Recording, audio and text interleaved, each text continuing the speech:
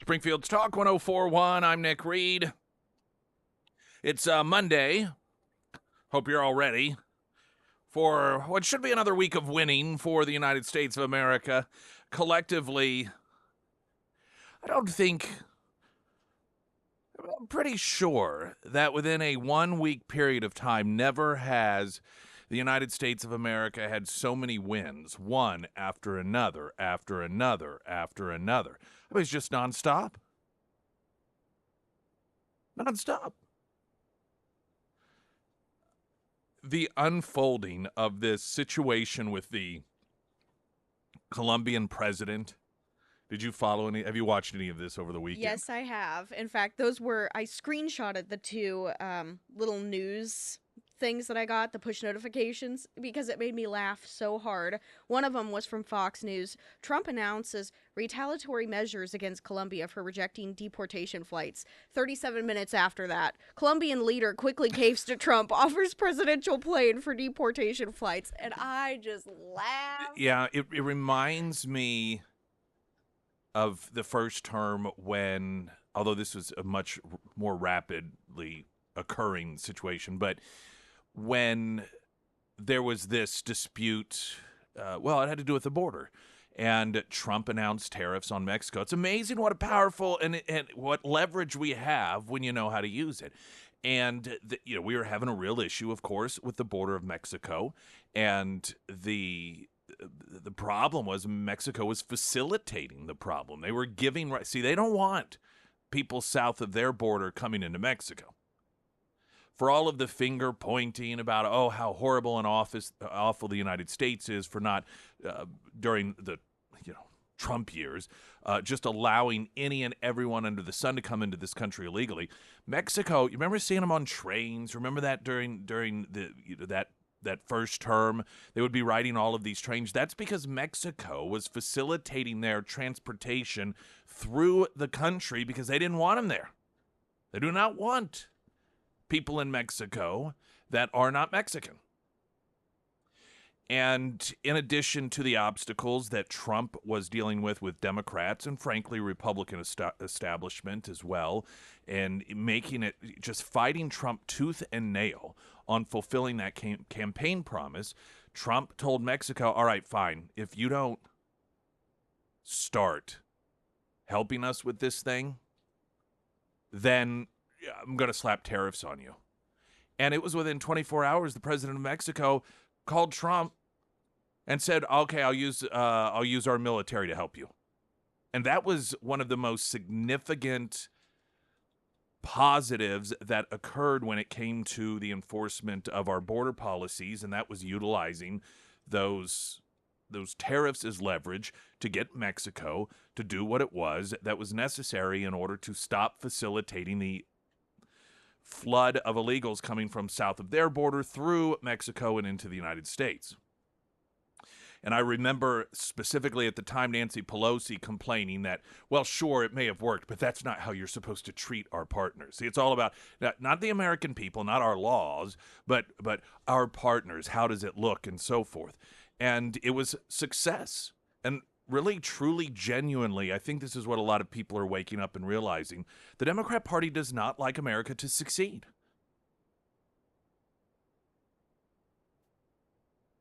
That sounds like, it's just a crazy notion. And many people may hear that observation and think, well, of course they do. That isn't true. No, I'm telling you, as a Democrat Party, every time the United States succeeds in the minds of the left, that success means that we are forcing someone else to lose and suffer. And by the way, sometimes us winning does mean that some other country that wants to take advantage of us doesn't get their way. But this is why we have our own president and they have their presidents, their prime ministers, their legislative bodies to look out and represent them. Many of us anyhow, when we are electing a president or any sort of elected official, it's because we want them to represent us, not people in other countries. Anytime America succeeds, the left has this instinctual bad taste in their mouth, like we've done something wrong.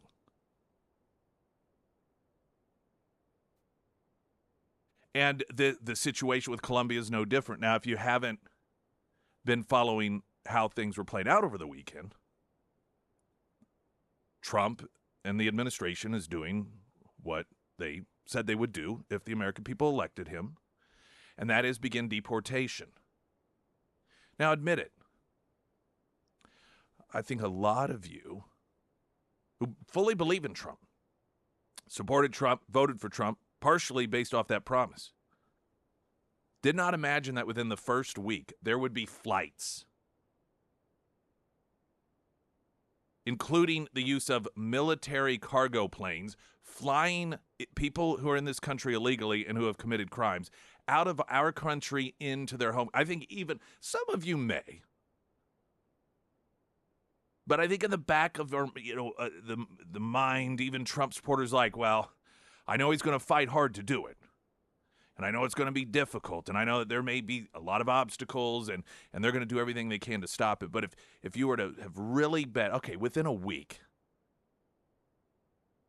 those transport military jets are going to be taking these people, these criminals, and dropping them off back in their home countries, I bet a significant portion, maybe even a majority of Trump supporters, like, I don't think it'll happen that fast. We know Trump ain't messing around, but man, when you see what ain't messing around looks like, it's a whole different thing. So the United States had these flights filled with criminal Colombians, and the president of Colombia is like, don't let them land. So there's a phone call placed to President Trump. President Trump, these flights aren't able to land. President of Colombia won't allow it. So Trump goes to Truth Social and posts the following.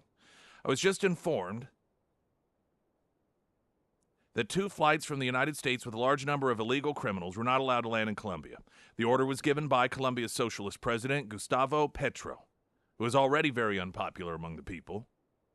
Petro's denial of these flights has jeopardized the national security and public safety of the United States, so I've directed my administration to immediately take the following urgent and decisive retaliatory measures. 1, emergency 25% tariff on all goods coming into the United States from Colombia.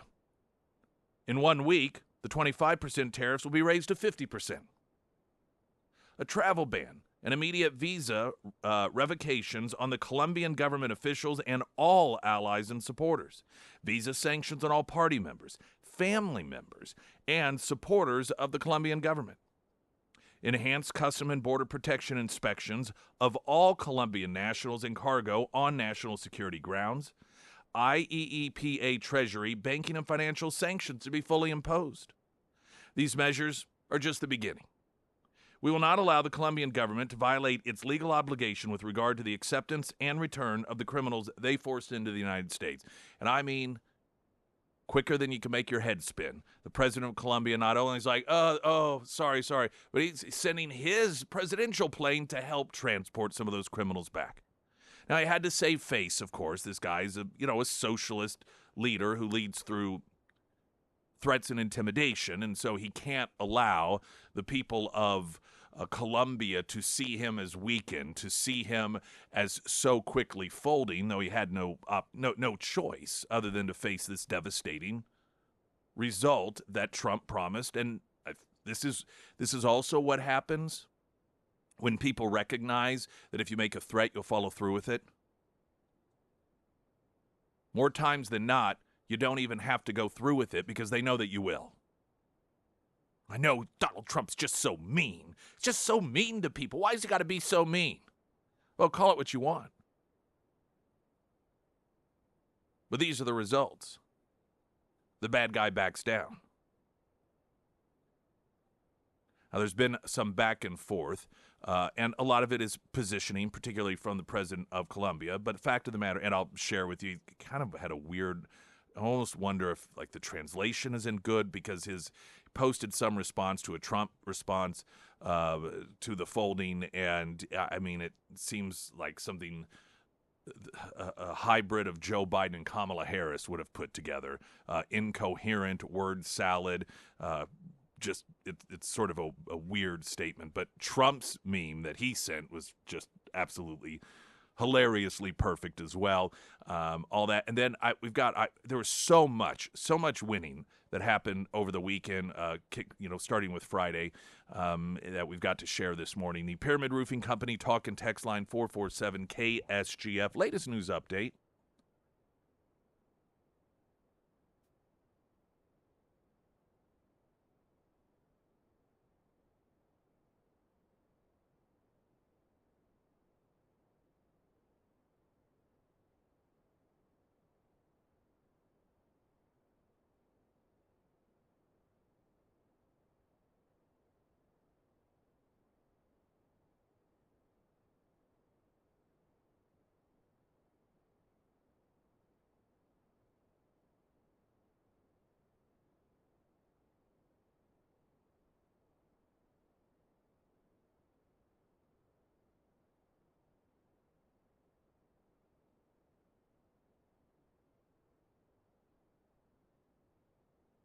And the first alert forecast from Color 10 Fox 49 meteorologist Tom Schmidt, sponsored by St. Clair the Ozarks Home Improvements. Today we'll see sunny skies with a high near 48. Tonight clear with a low around 29. For your Tuesday, sunny with a high near 57. And on Wednesday, once again, sunny skies with a high near 57.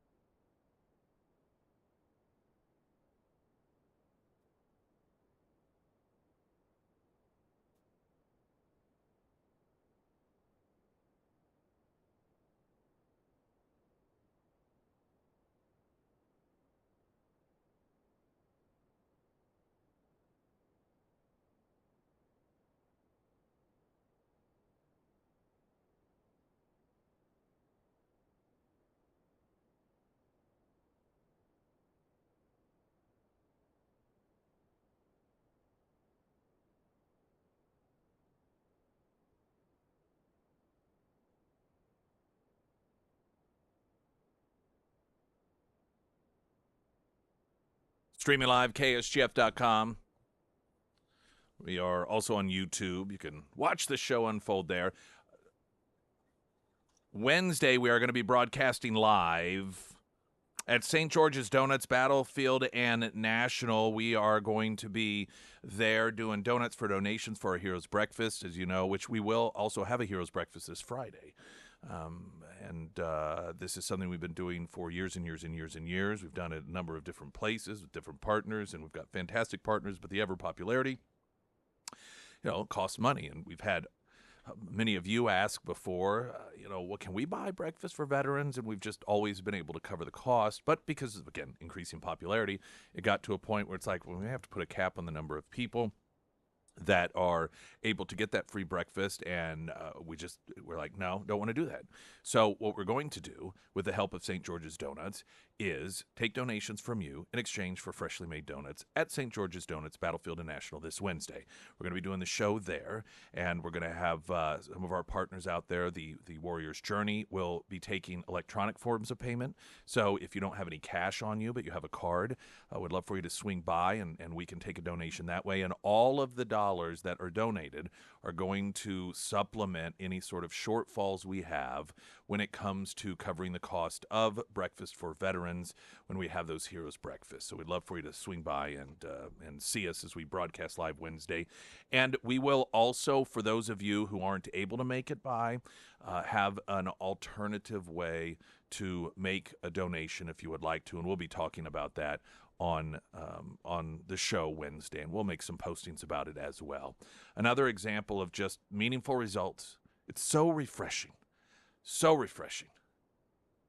Political ideology aside,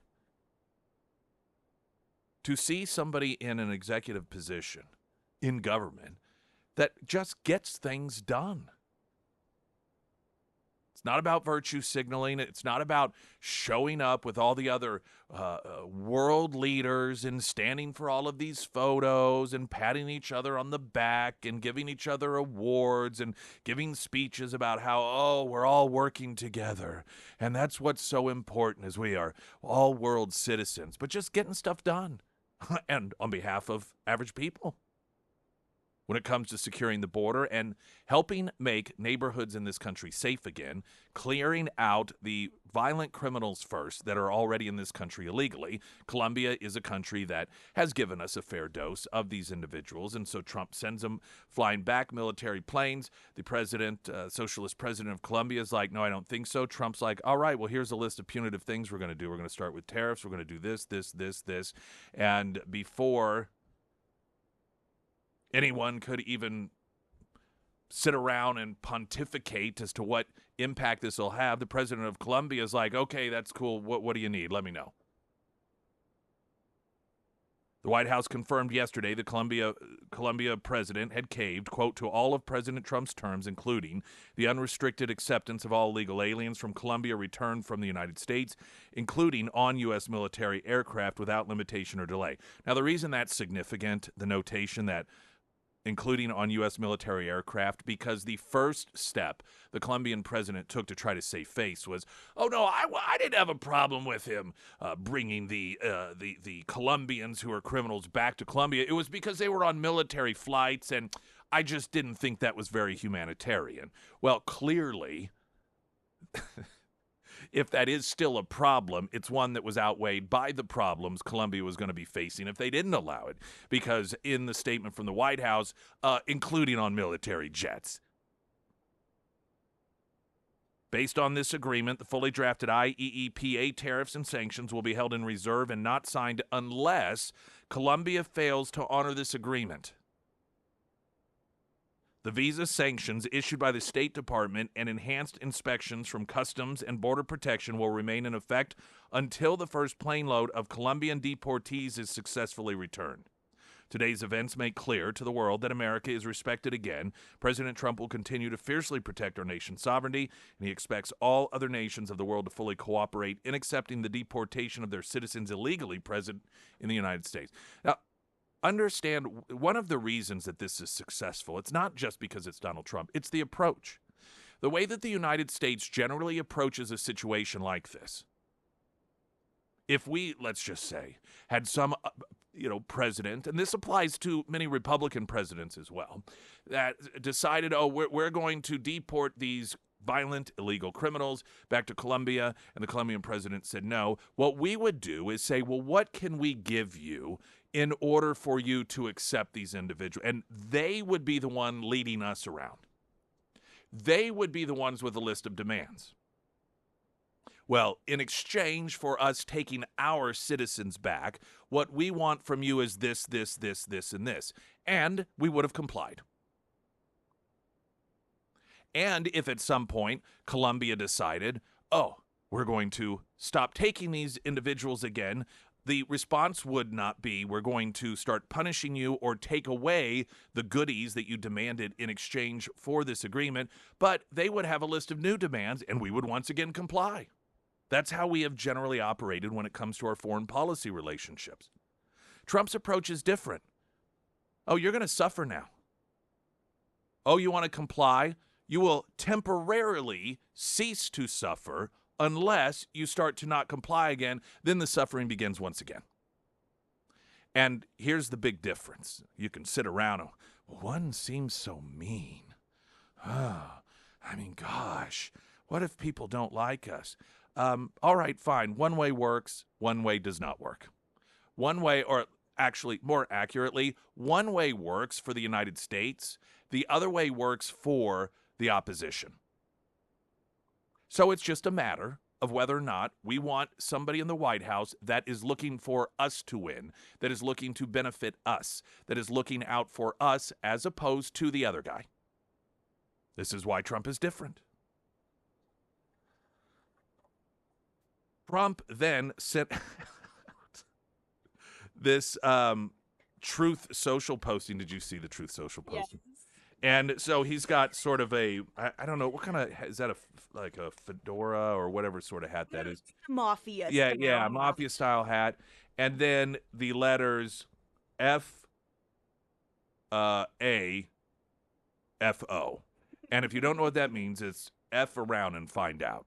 That it's, somehow that has become much more popular of a saying, although it's existed for some time, with Trump as president and seeing these results. F around and find out. Go ahead. And the result of that, once again, is more times than not, those who do not have our best interest in mind decide we'd rather not F around. We don't want to find out because we believe you say you will do what you're going to do.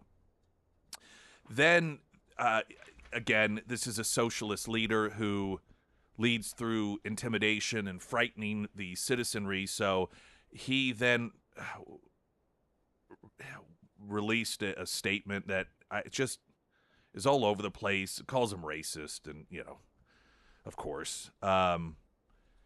He said, I don't like your oil, Trump. You're going to wipe out the human species because of greed. Maybe one day over a glass of whiskey, which I accept despite my gastritis. We can talk frankly about this, but it's difficult because you consider me an inferior race. You know what this is?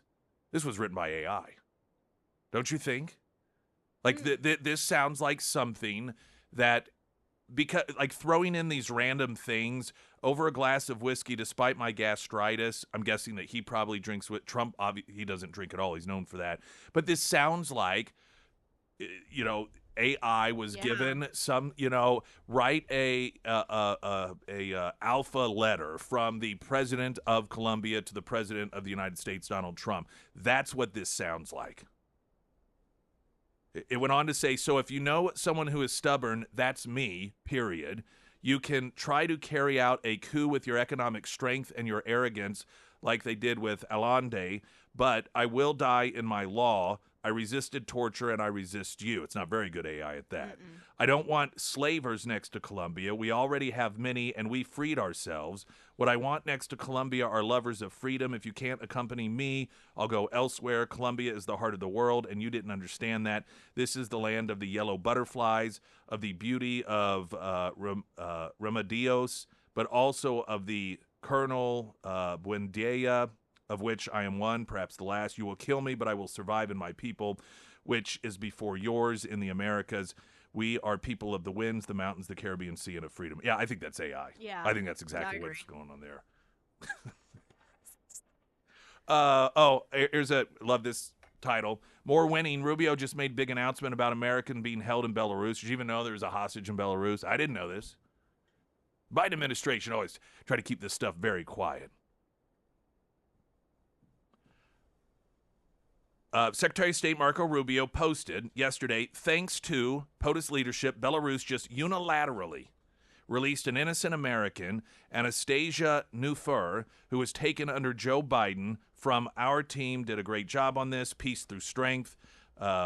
And so the unilateral component here is obviously important as well as just the release itself, because what we've been accustomed to over the last 4 years of Joe Biden is that in exchange for releasing somebody that was wrongfully retained in another country, the other country got pretty much whatever they wanted. Top most dangerous mercenary in the world, or half a dozen of the most dangerous terrorists in the world. These are all the sort of deals and exchanges that the United States became known for under not just Biden, but Obama as well. So it's nice to see that under Trump, at least in this instance, no tradesies. They just released. Springfield's Talk 1041. I'm Nick Reed.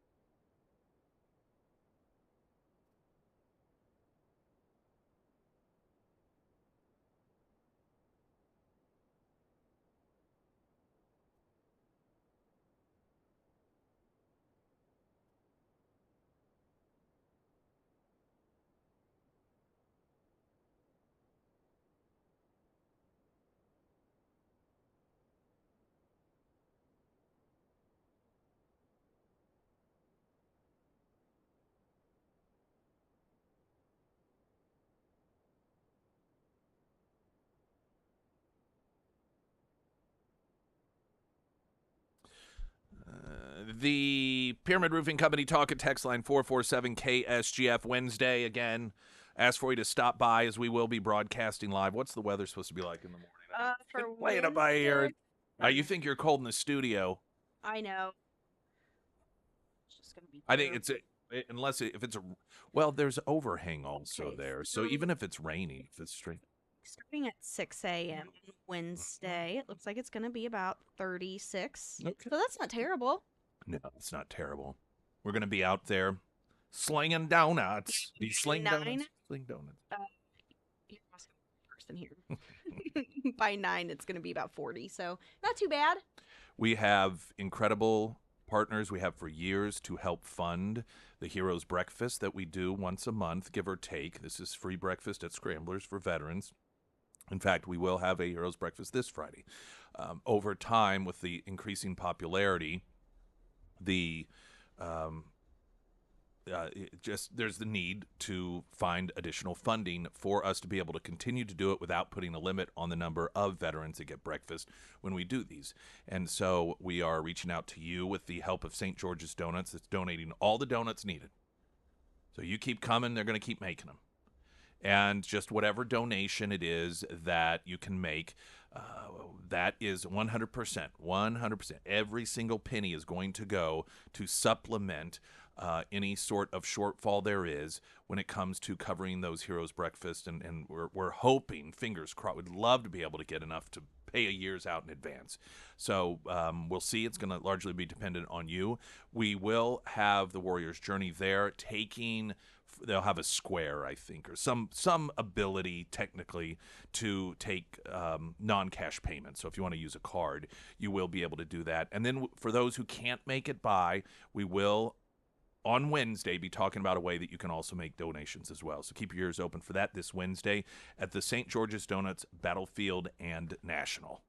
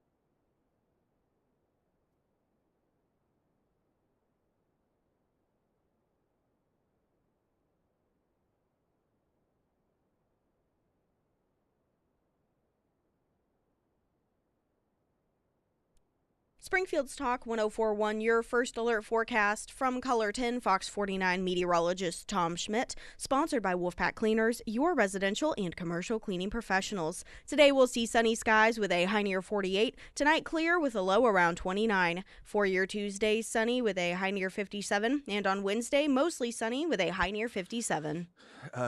These deportation raids that are occurring all over the country, you have multiple child rapists that are being captured and sent out of the country. There was a significant bust in Adams County, Colorado.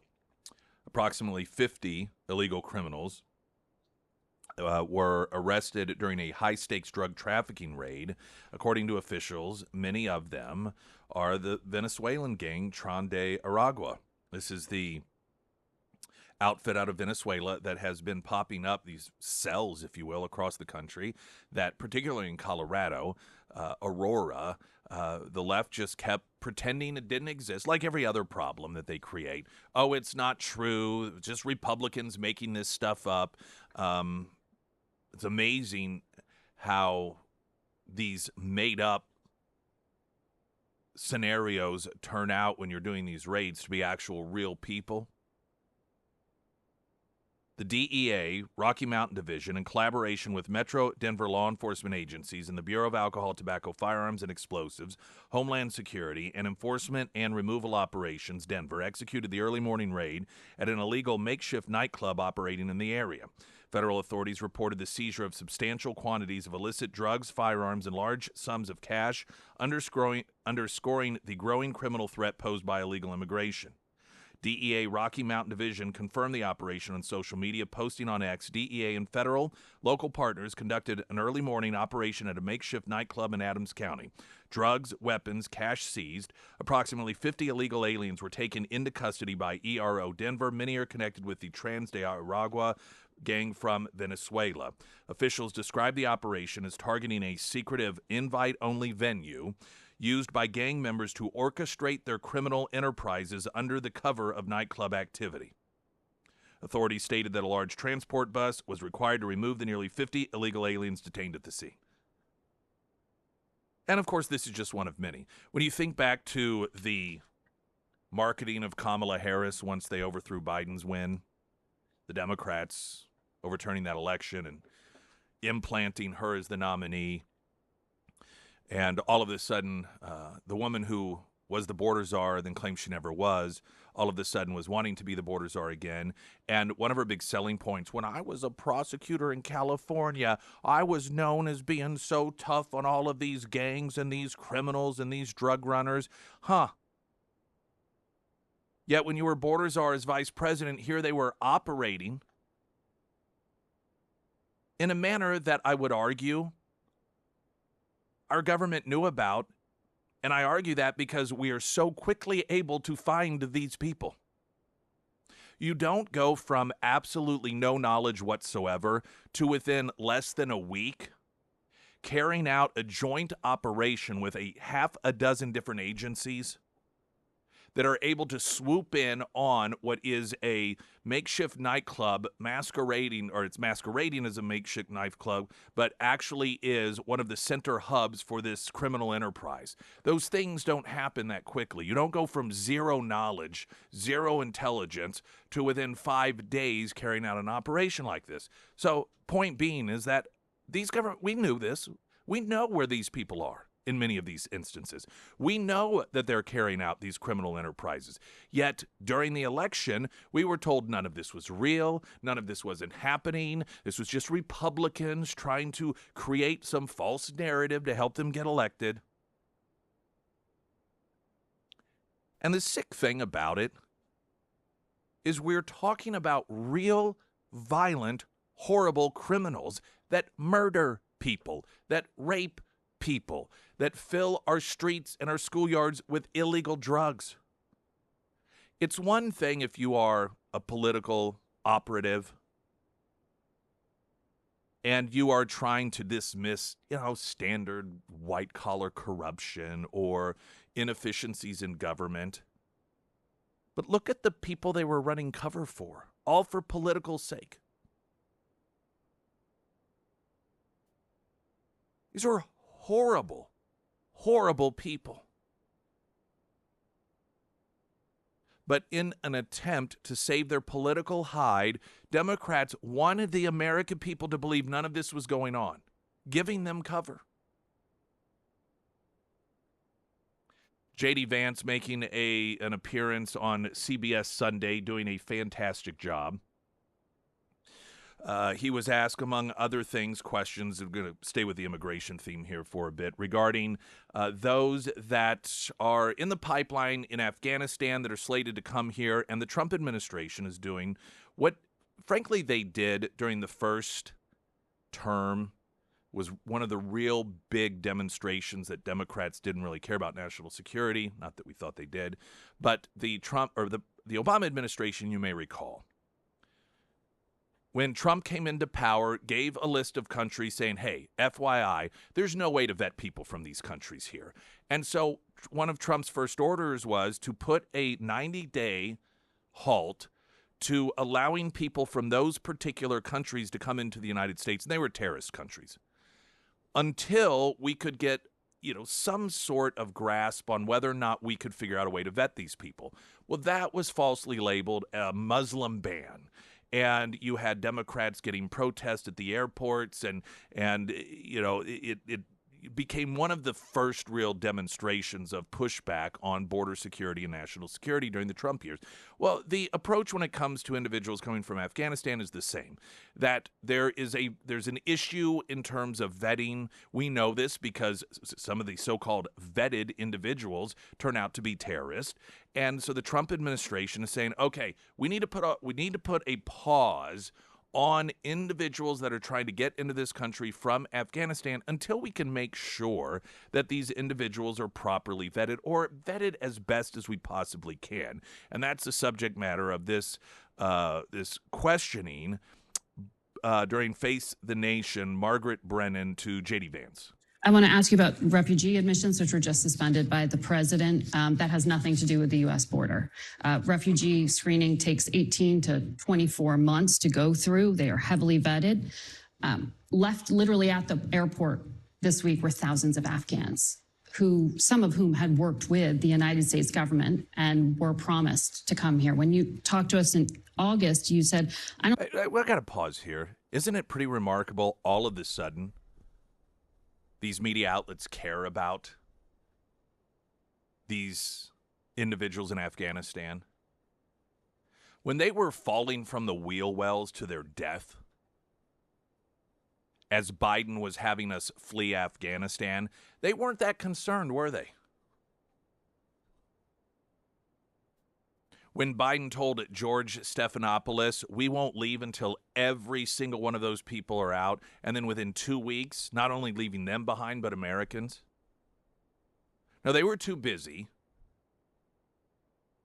trying to, blame Trump. Well, this was really Trump's fault. Biden, all of a sudden, Biden found the one thing that he had no control over, that he could issue no executive, that Trump tied his hands, and Trump forced him to do this because of an agreement, which was total BS. But this was the line that the Biden administration was using, and the media was spending all of their time trying to make that the story. Now, years later, they have all of this concern about the people who are left behind. What about those poor people? I want to ask you about refugee admissions, which were just suspended by the president. That has nothing to do with the U.S. border. Refugee screening takes 18 to 24 months to go through. They are heavily vetted. Left literally at the airport this week were thousands of Afghans, some of whom had worked with the United States government and were promised to come here. When you talked to us in August, you said, I don't think we should abandon anybody who's been properly vetted and helped us. Do you stand by that?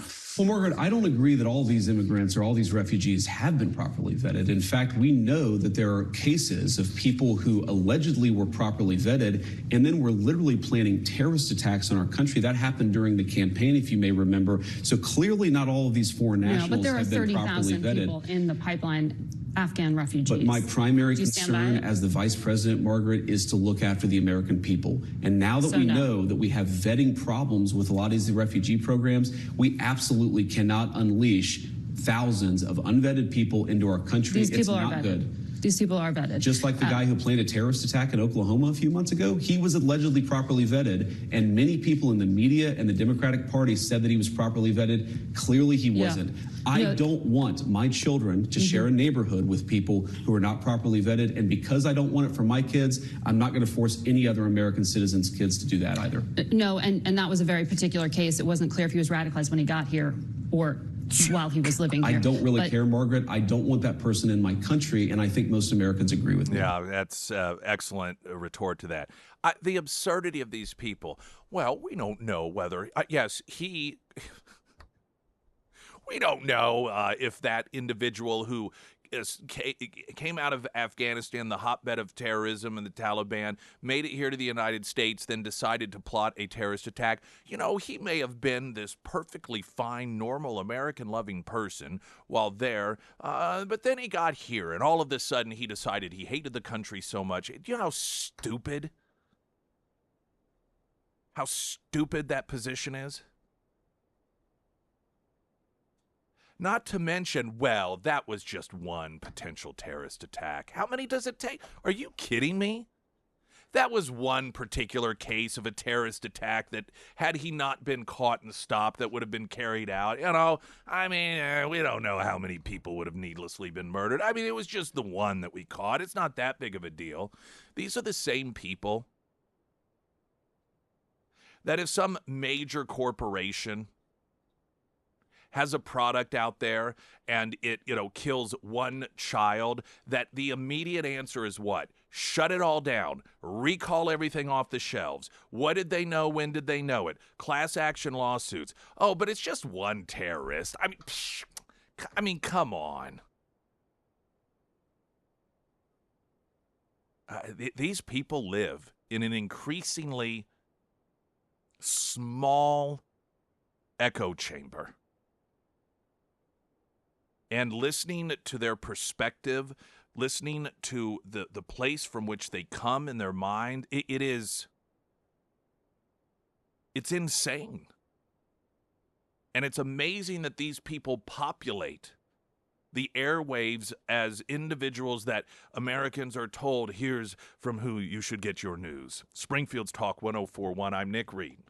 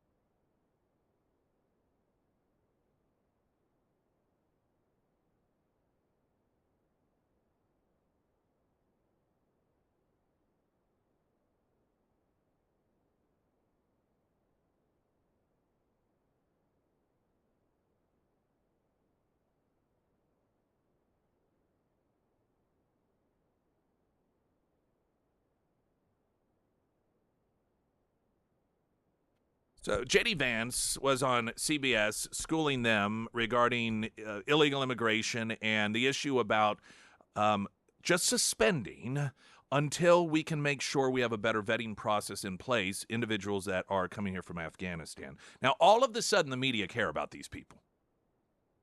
You didn't hear anything about these people during any of the Obama years. No. Oh, but all of a sudden, we have grave concerns. And one of those individuals that got into the country was stopped before he carried out a terrorist plot that he was planning in Oklahoma. This is an example that J.D. Vance cited as why we need better vetting, to which CBS's position was, well, that's just one terrorist attack that could have happened.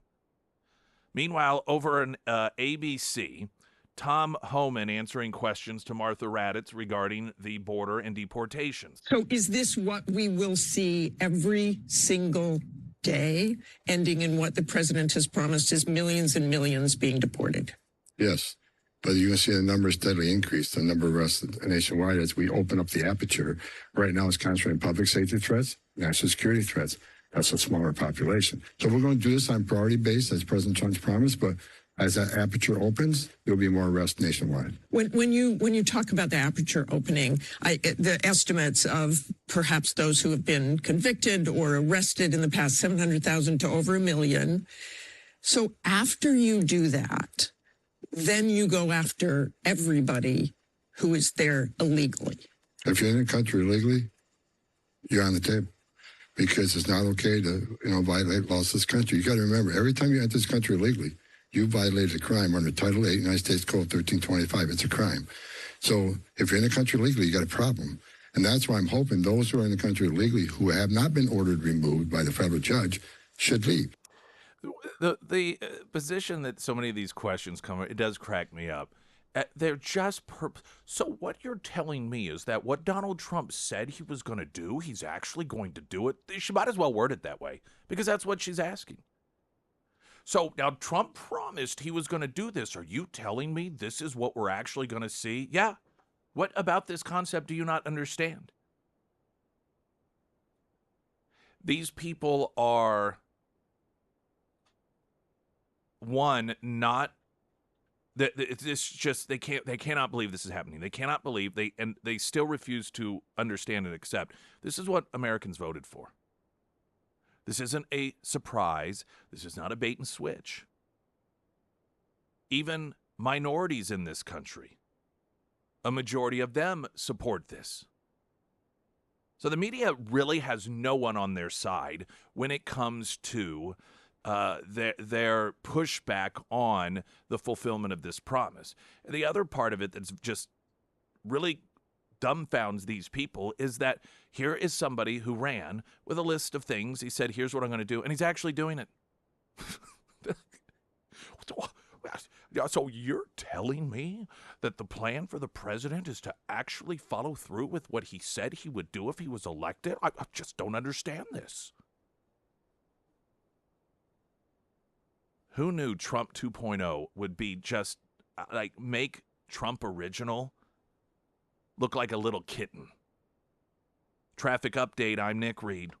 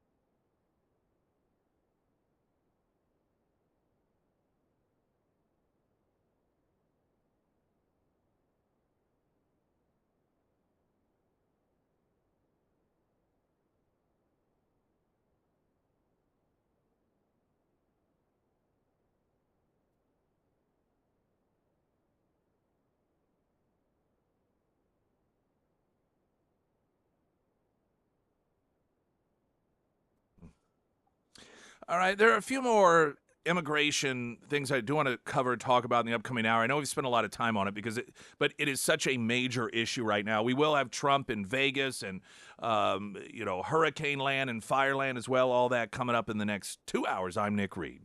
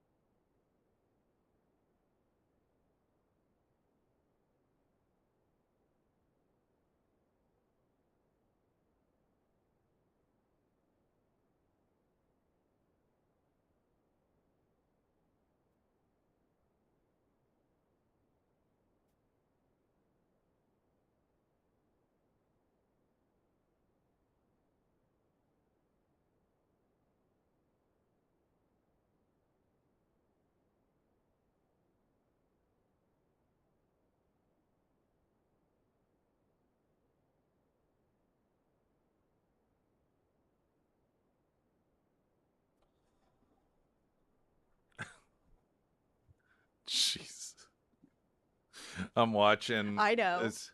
There's I knew. Okay, so there's a visual. We got a number of different monitors in here, and one of the major networks, and so I see there on the screen, it is a rally, and then you got all these people behind the president, and so, but Trump is blurred out, and so I just immediately think, okay, the focus is on the people behind him. I was like, well, just doing a glance, and I couldn't see the crawler at the bottom. I was like, all right, what is it? What is it about? Too many white people? What is it? Well, apparently one of them was an oath keeper. This is what they do. Can you imagine this? You think about all of the things that are happening right now, all of these campaign promises. It would be really interesting to see how Trump's pace of fulfilling promises he made lines up with past presidents and how quickly they actually fulfilled promises they made, if at all.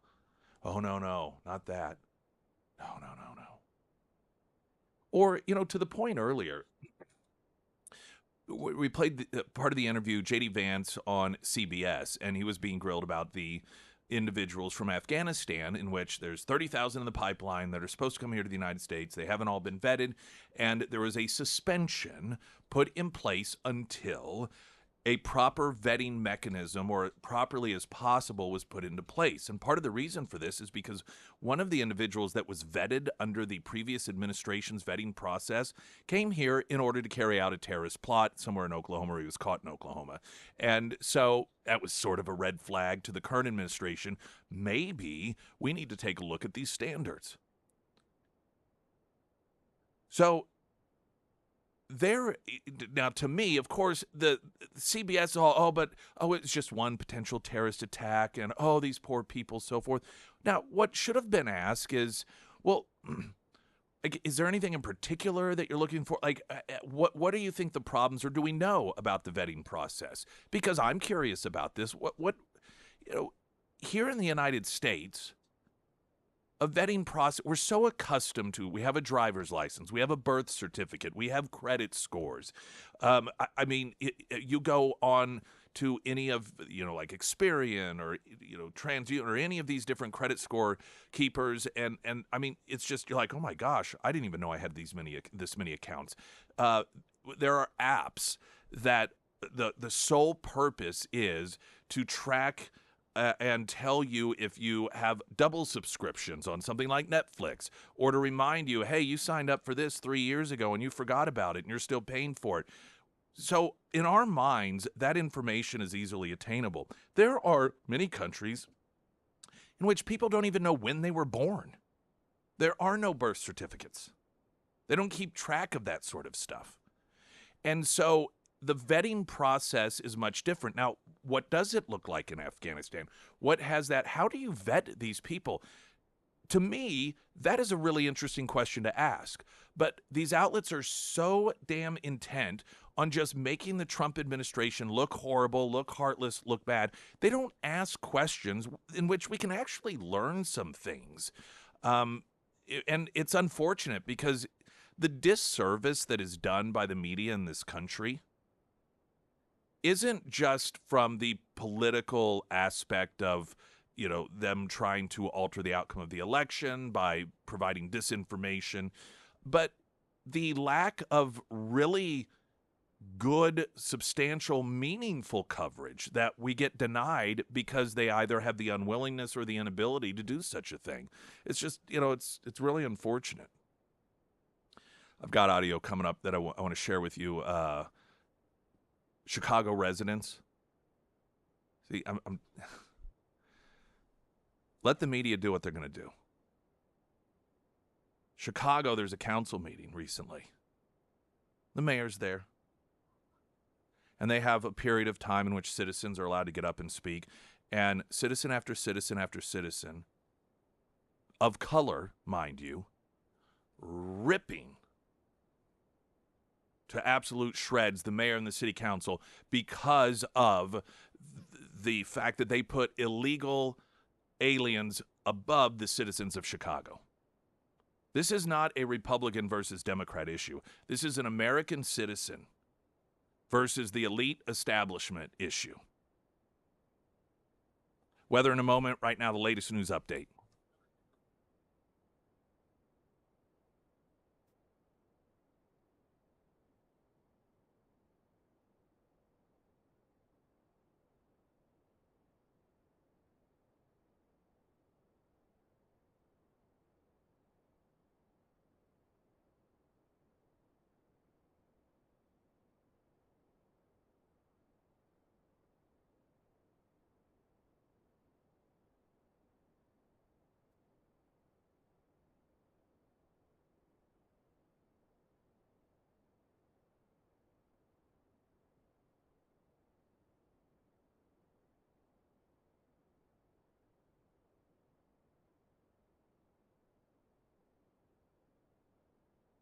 And the first alert forecast from Color 10 Fox 49 meteorologist Tom Schmidt, sponsored by Wolfpack Cleaners, your residential and commercial cleaning professionals. Today we'll see sunny skies with a high near 48. Tonight clear with a low around 29. For your Tuesday, sunny skies with a high near 57. And on Wednesday, mostly sunny with a high near 57.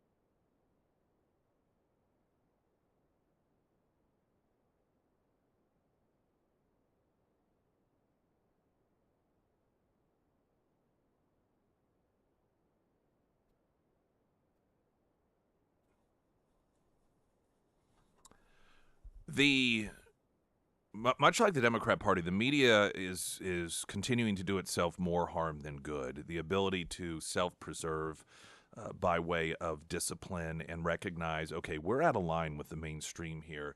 People are no longer listening to us, no longer believe. They don't have the ability to rein it in a bit. And you see it with the way that they are doing the coverage of some of these horrific criminals that are being deported out of the country, all sorts of false reports. In fact, coming up, I've got a story in Illinois. You had, I think, a Chicago Tribune, a number of Democrat politicians, including the governor, falsely claiming that the Trump administration had raided an elementary school. It wasn't anywhere close to being true, but these people, they just can't help themselves. And when you watch the lies and the disinformation campaigns from the media regarding some of these issues, it can become frustrating because you think, well, what if people believe it? But I'm telling you, people just don't believe the media any longer. And I want to play, this is a recent council meeting. Chicago. And this is a number of it's segments of a number of citizens that are being allowed to get up to speak to the council. The mayor is there as well. And these are all incidentally people of color in Chicago, talking primarily to the mayor, but ultimately to the city officials. Stood up there and said, you will not allow Trump to come in here and get these illegals. Yeah, you can smile. We're in $1 billion deficit. And you spent Half of our money, half of that on illegals. You campaign and double down that you would not raise property taxes. You wanted to raise all taxes, $300 million. They shut it down. Now we back here for $150 million. Okay. See, this is what we asking now. Since you want to crash out, some of y'all say y'all willing to go to jail for it. Trump, Tom Homan, make an example out this right here first. Please come here first. Spend our tax dollars to go. Michael Rodriguez, you said to take Trump to court to protect these illegals. That's cool because we about to make all of y'all aldermen famous. Y'all think this house gonna ride? I think not. Flip Chicago red. We not playing. Guess what's going to happen to you? You got Cash Patel and Pam Bundy that you're going to have to deal with sooner than later. Then it's going to be an audit. Next, it's going to be an investigation. Then it's going to be an indictment. Revision. That's what's going to happen to you. Mr. Brandon Johnson, I'm up here. I am speaking right now, so I will love your undivided attention, please. I'll wait. So this just proves to you the lack of leadership that you show in this city. You can't even give me straight eye contact. Now, I'm going to let you know now, the people of Chicago, we're done with you. It is insane how we have been voting Democrat for over 60 plus years, and we've never seen a change from people like you, Lori Lightfoot, Rob Emanuel. It is insane. Chicago was 37% red. In 2020, it was only 15%. So we're waking up. So you can pretend that this isn't happening, but I know for a fact that you will not have that seat the next election.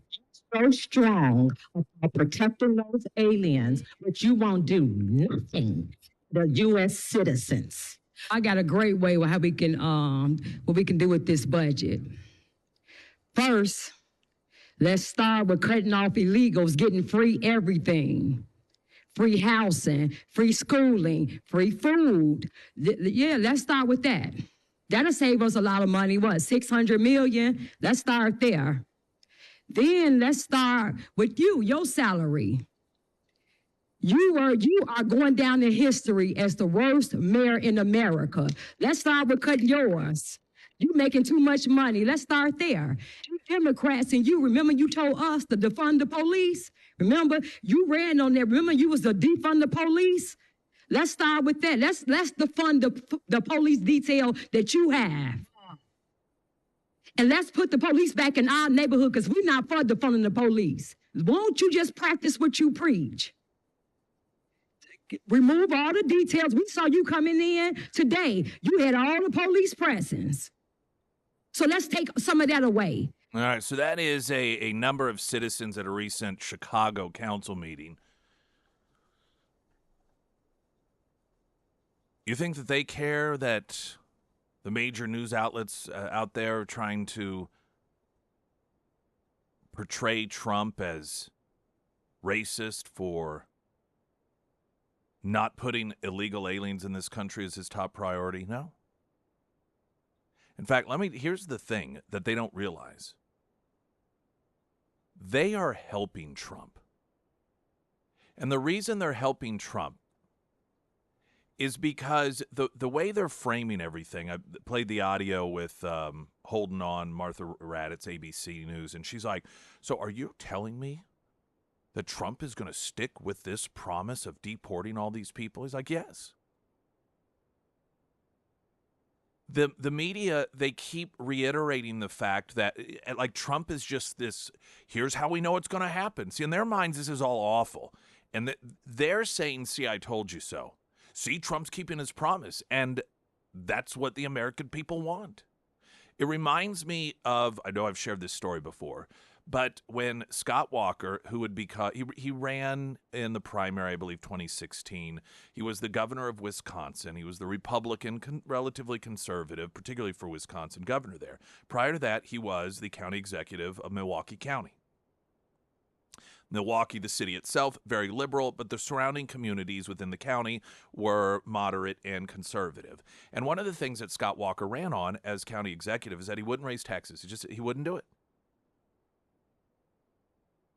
And then when it was known that he was going to be running for governor, there were budget shortfalls, and so he cut in areas instead of raising taxes. Areas that he felt were wasteful or areas that could be more efficient. For example, the county-run zoo, they had, union government workers that would feed the animals. They were able to contract that out to people who did that same sort of thing for a lot cheaper. So, things like that in order to save money. Well, there was this huge media campaign against him, and the unions were, writing letters to the editor and so forth about how Scott Walker was so stubborn that he refused to back off on his promise to not raise taxes, that all of these services were going to be cut because of his stubbornness. And what they didn't realize is that they were getting him elected, because what they were telling people is, here's a guy who wants to be governor, and if he makes you a promise, by gosh, he's going to stick with it no matter what. And he got elected governor of Wisconsin. You have the American people, including in this case, people of color in Chicago, that are citing Trump, and you're trying to stop Trump. Trump's looking out for us. You're not. And then you turn on the news, and this whole perspective is Trump. I mean, that guy's so stubborn. I mean, he promised he's going to do this. Look, here he's actually doing it. You mean he's actually going to do this? He's going to stick with this promise? Yes, the answer is yes. That's why I got elected.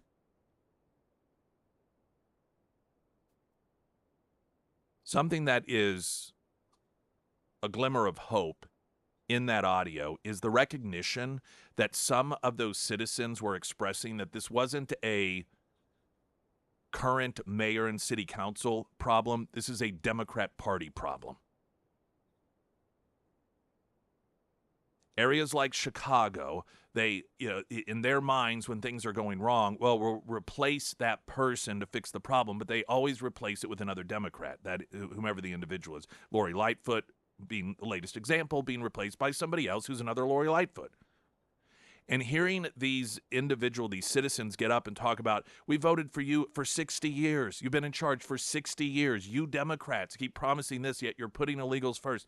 That is a sign of great hope, because it is the beginning of the recognition that the problem isn't the individual as much as it is that ideology of that political party. And as long as you have that same perspective in charge, you're going to have the exact same problems. Springfield's Talk 104.1, I'm Nick Reed.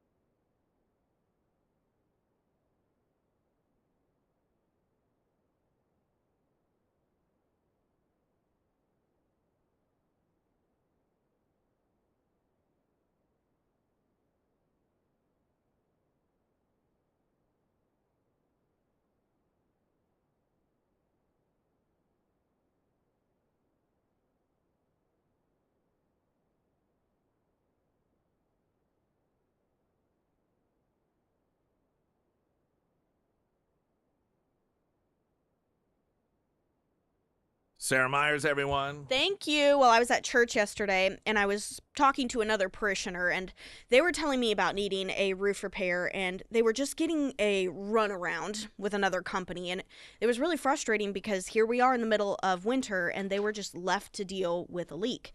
So I recommended to them, like I recommend to all of you, Josh, with the Pyramid Roofing Company. Now, the Pyramid team, they service Bolivar to Branson, everywhere in between, the entire KSGF listening area, and then some. So if you live in the country and you've had a difficult time trying to find people that service your area, you don't have to worry about that with the Pyramid team. Now, the Pyramid team, they do everything from commercial roofing to residential roofing, of course, roof repairs, metal roofing as well. So for all of your roofing needs, the Pyramid team, they can get you taken care of. If it is time to have the Pyramid team out at your home, give Josh and his team a call today. You can find all of the contact information for the Pyramid Roofing Company under the Sarah's Endorsements tab at ksgf.com. Chicago Public Schools falsely claimed that ICE agents visited a Southside school Friday to smear the Trump administration as it carried out immigration raids looking for criminals in Chicago this week. It wasn't ICE. In fact, Secret Service agents were investigating a threat at the school. Illinois Governor J.B. Pritzker, he also spread the lie that ICE agents raided an elementary school. Now, he knew this wasn't true. He knew this wasn't true. And I know he knew this wasn't true because if you are the governor and you hear that ICE is raiding an elementary school, the first thing you're going to do is have somebody, your chief of staff or, someone, pick up the phone to call the school to find out what's going on. And I'm sure they did that and they were told, no, there's no raid here. But why stop scaring people? Pritzker falsely tweeted out after a week of Republicans sowing fear and chaos. Oh, who's sowing fear and chaos here? The first reports of raids in Chicago are at an elementary school targeting children. Separating families is cruel and un-American. The Chicago Tribune spread the hoax as well. Pritzker, Chicago Public Schools, and the news media knew ICE agents never raided a Chicago elementary school. Still, at the time that Gateway Pundit wrote this story, they hadn't deleted their tweets, though they may have at this point. Secret Service was investigating a threat and responded to a house.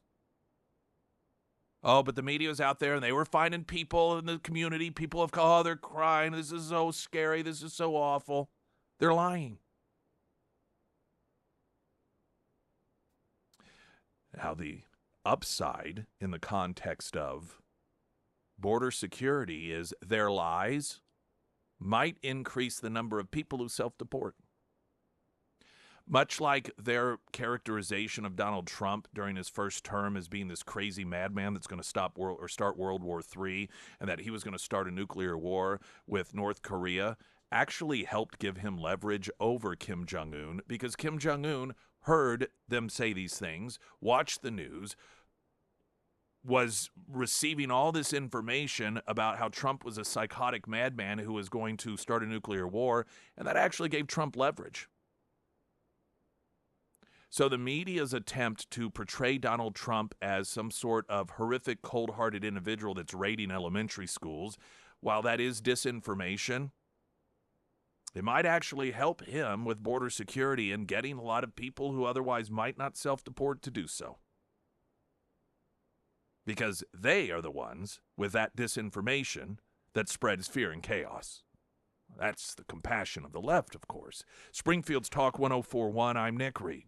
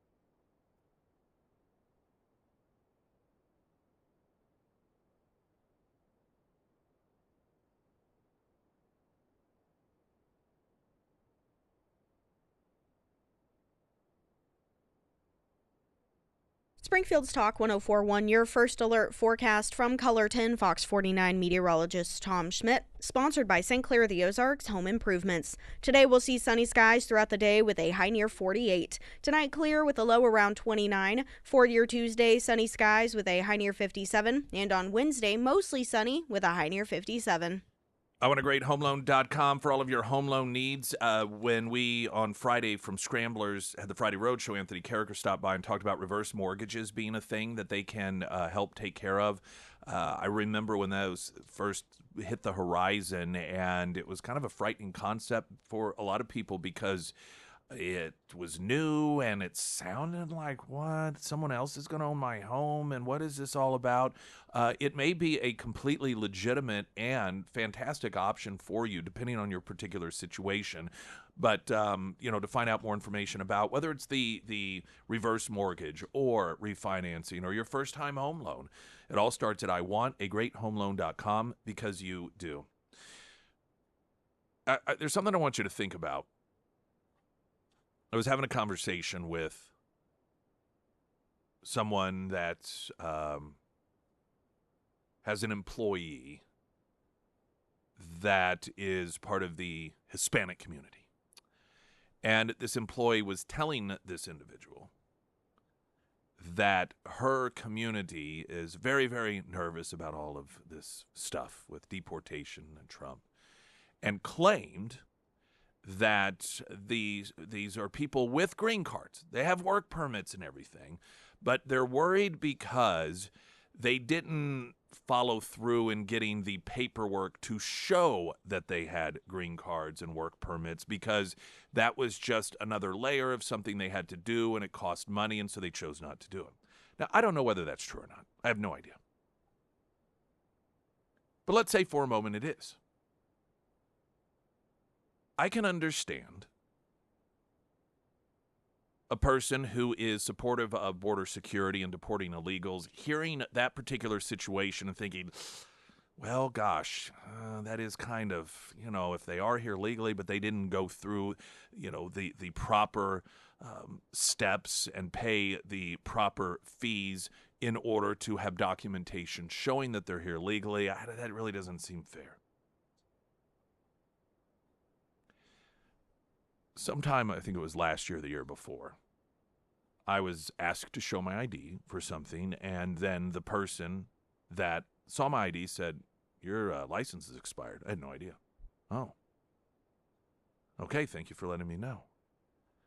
So I go to the DMV. I say, I need to get my license renewed. They're like, okay.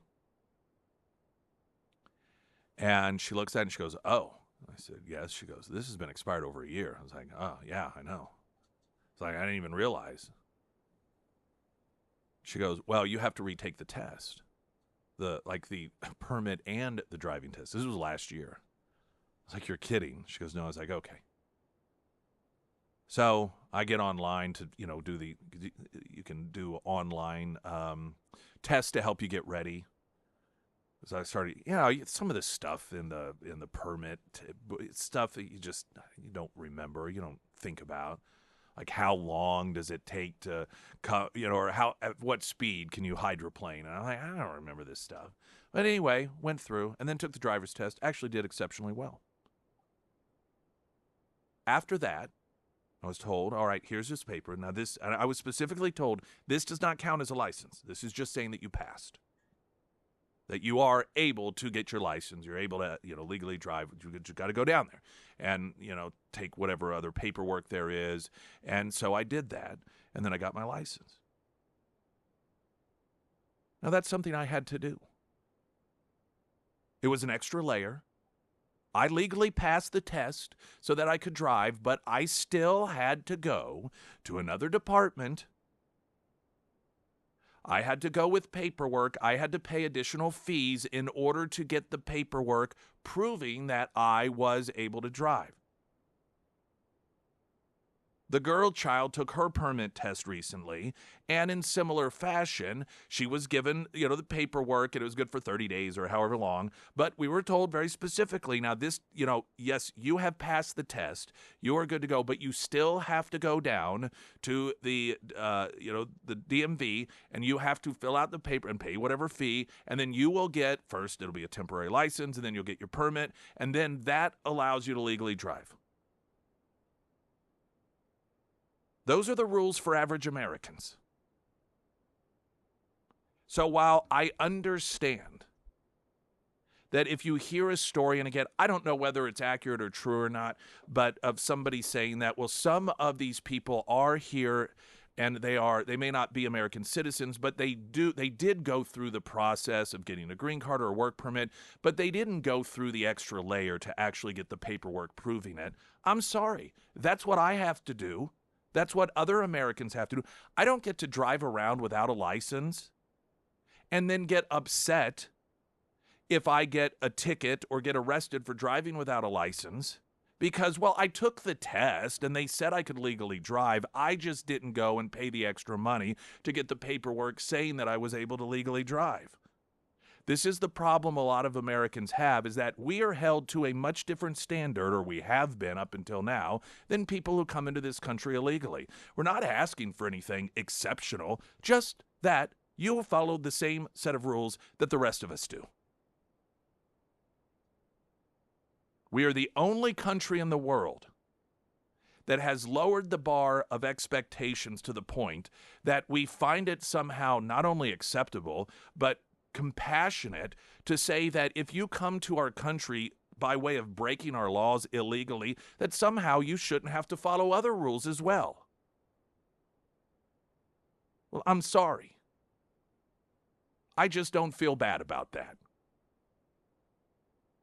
And the day that I go to some other person's random country and I demand that I be treated with a greater degree of respect and reverence and I get more rights than the citizens of that country, even though I may not be there legally, is the day that you can call me out on it. But until that day comes, Springfield's Talk 104.1, I'm Nick Reed.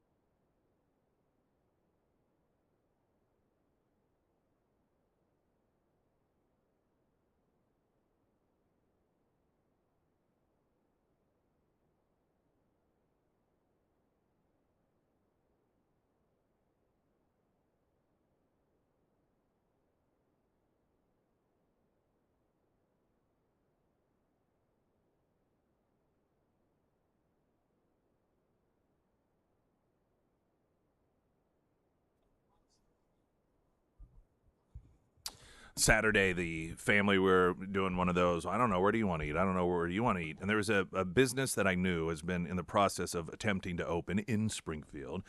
And I thought, oh, I wonder if they're open yet. It's been forever they were supposed to open. So I checked out their social media, and I found what is in line with what you find with businesses trying to open in Springfield, and that is, we're really sorry we haven't been able to open. We're still waiting on permits. And, it's just like, once again in Springfield, it's like day after day after day, costing people money after money, trying to create a small business in this community. And the biggest obstacle is the city, or maybe in some capacity the county.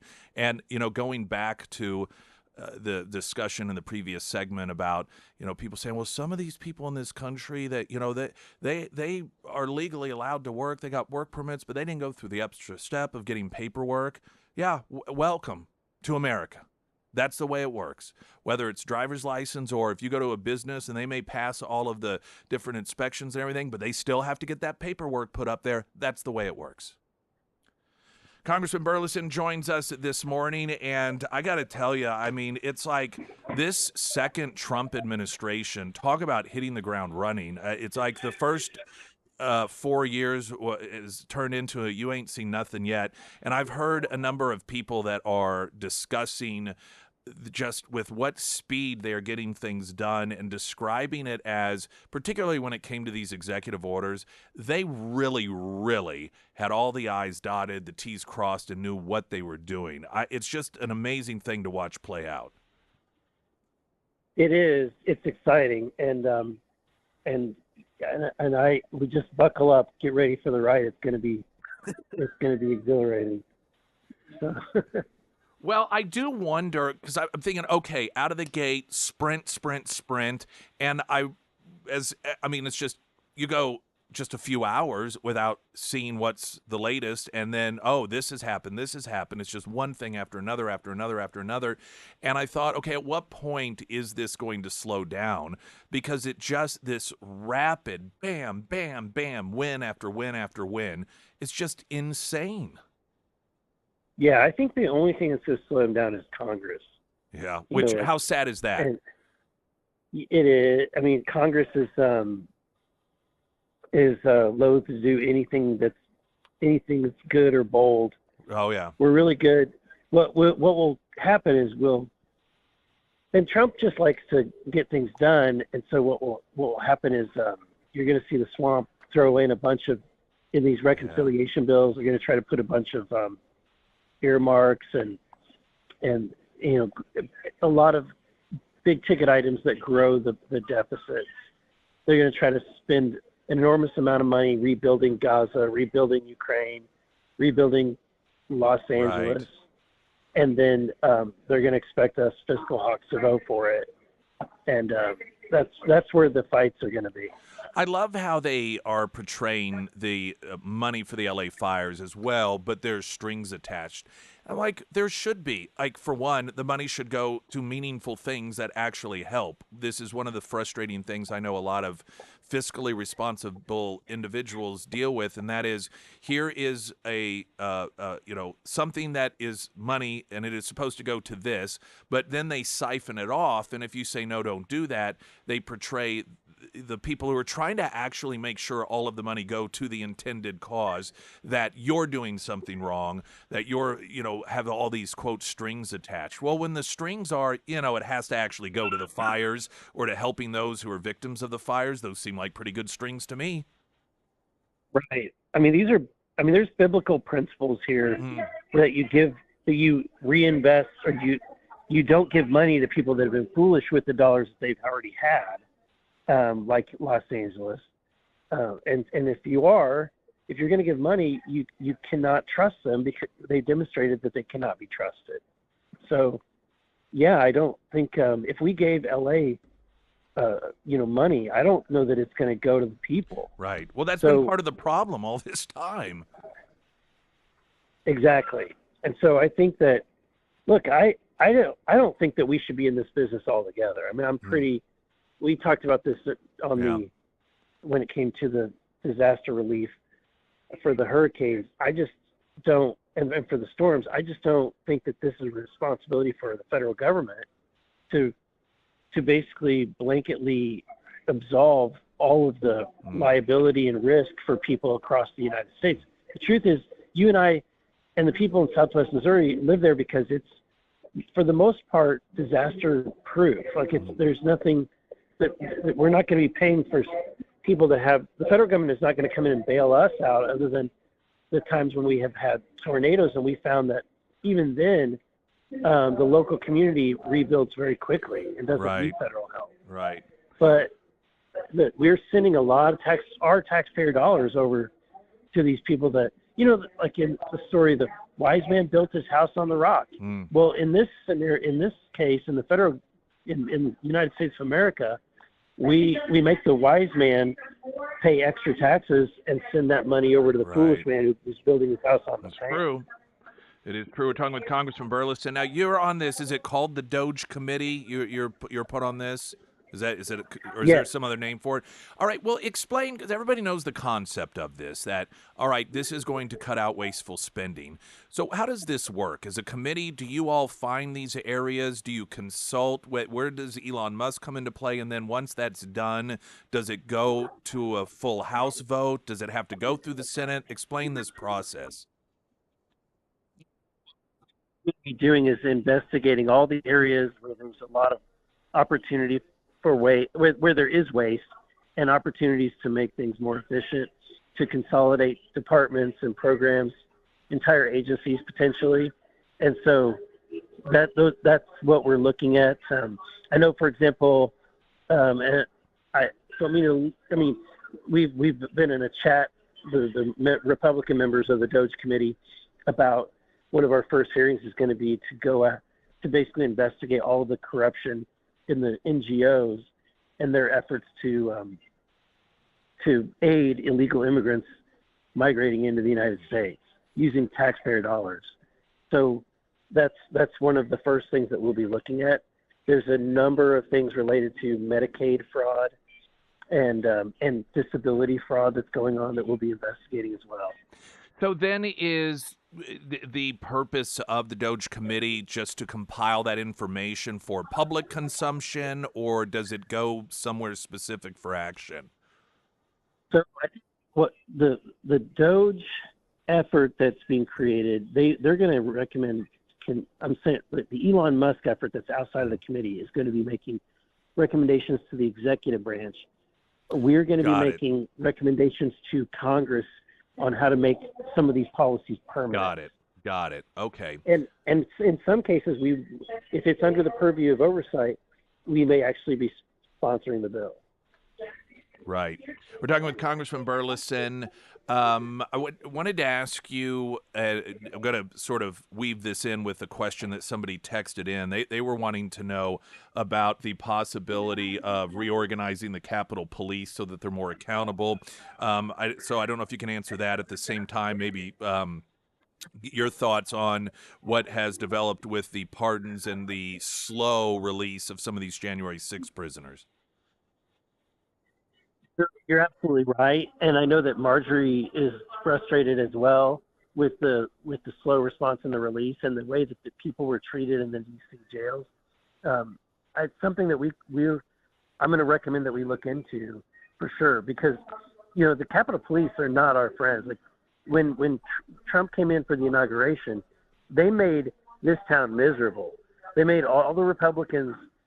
They barricaded off streets that were no longer needed to be barricaded. They made during the inaugurational balls, they made everything unnecessarily difficult to get in and out. And I'm not talking about security measures. I'm talking about just logistics measures. Mm-hmm.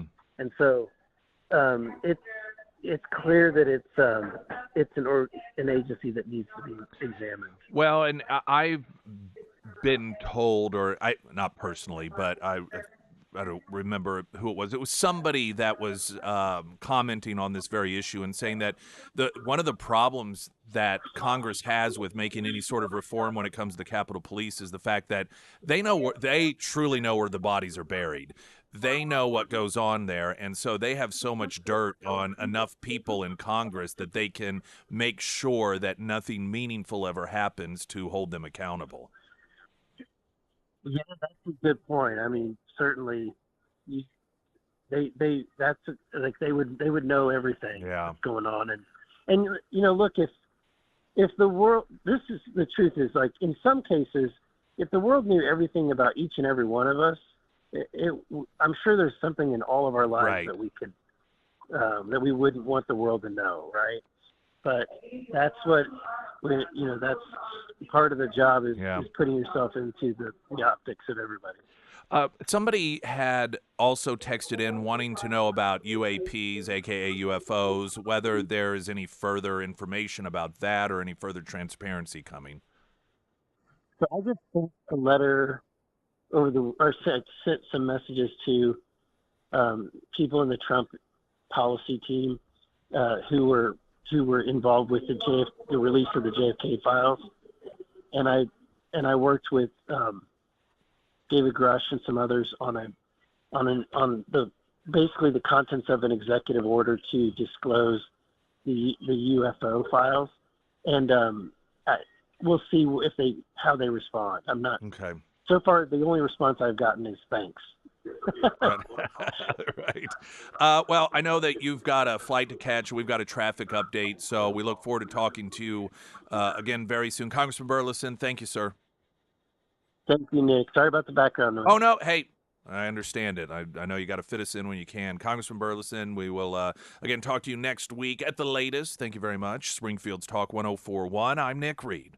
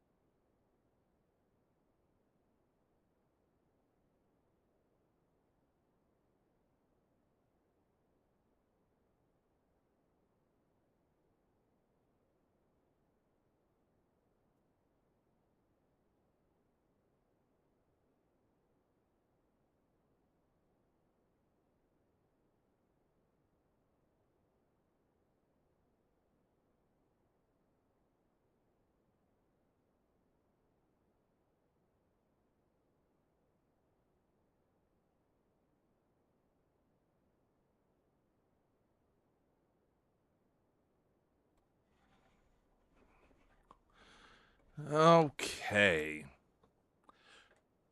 Let's see. All right, we've got some more audio in the upcoming hour, including an exchange between Donald Trump and a California congressman. Trump is out there talking about the fires and the problems with FEMA. And it is such an insightful exchange where Trump is talking about getting things done, and the Democrat congressman from California is all about defending government. Defending FEMA. FEMA's doing a wonderful job. Everything is absolutely wonderful out here. And it really is a battle of the two perspectives. So we've got that and some other audio as well coming up in the 8 o'clock hour. Pyramid Roofing Company, talk and text line 447 KSGF. I'm Nick Reed.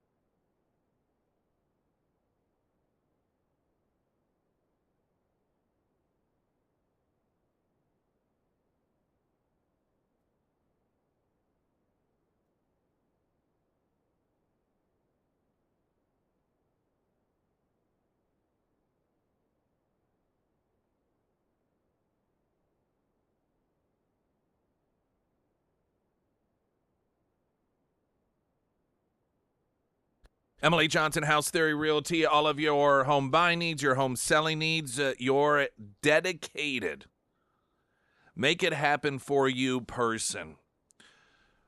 If you are selling your home, oftentimes, got an offer, but by the way, here's 5 different things that they want done beforehand. Here's a roofing thing, here's a gutter thing, here is a foundation thing, here is this thing, and you're like, oh boy.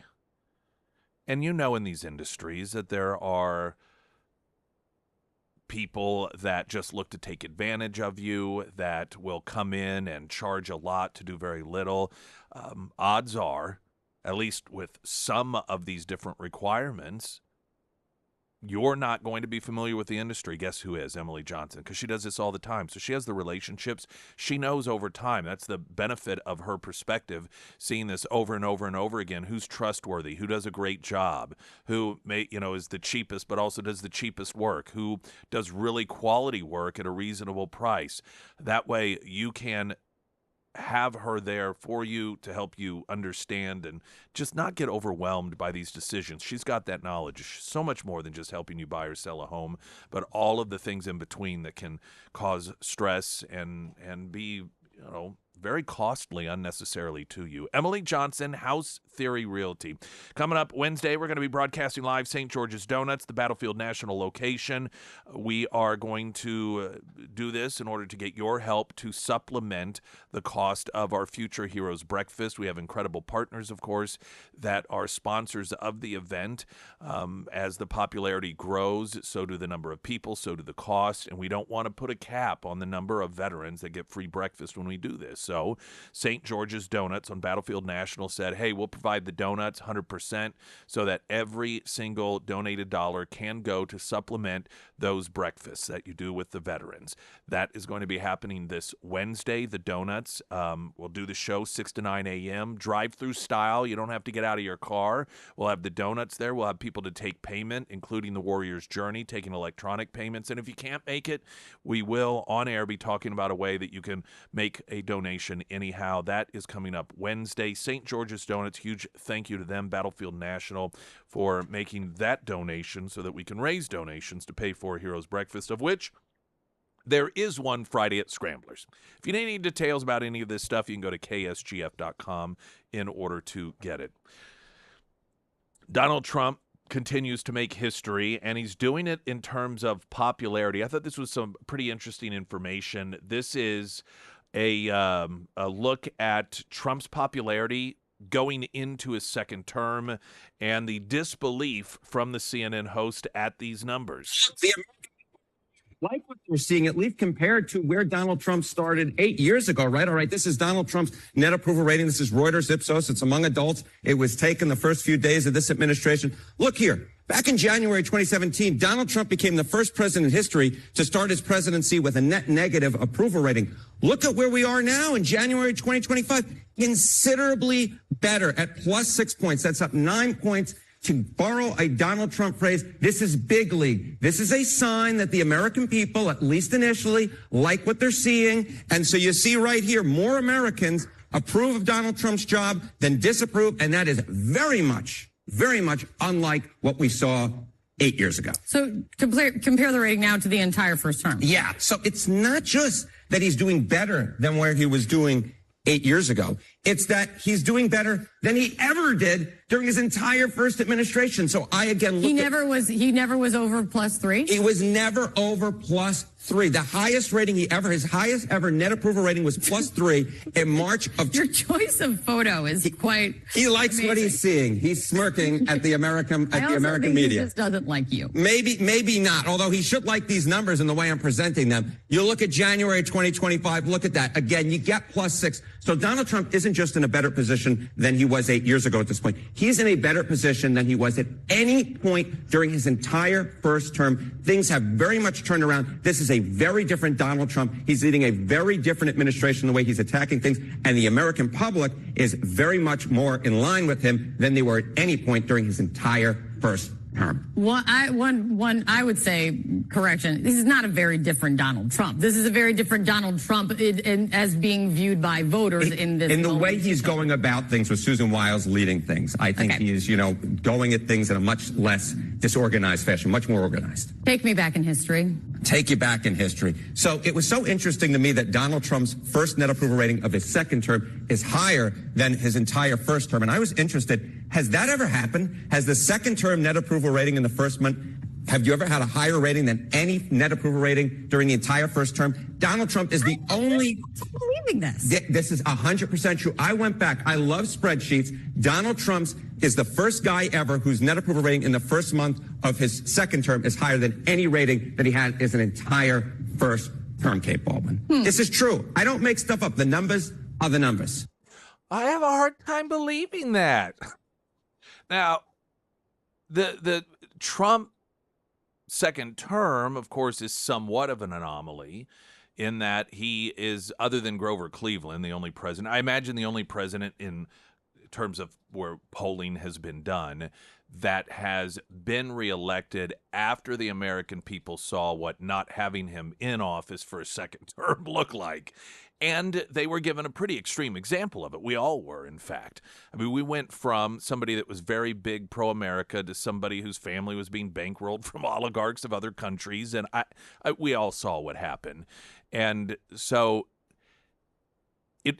this is the thing. And you have this CNN host. I have a hard time believing it. What?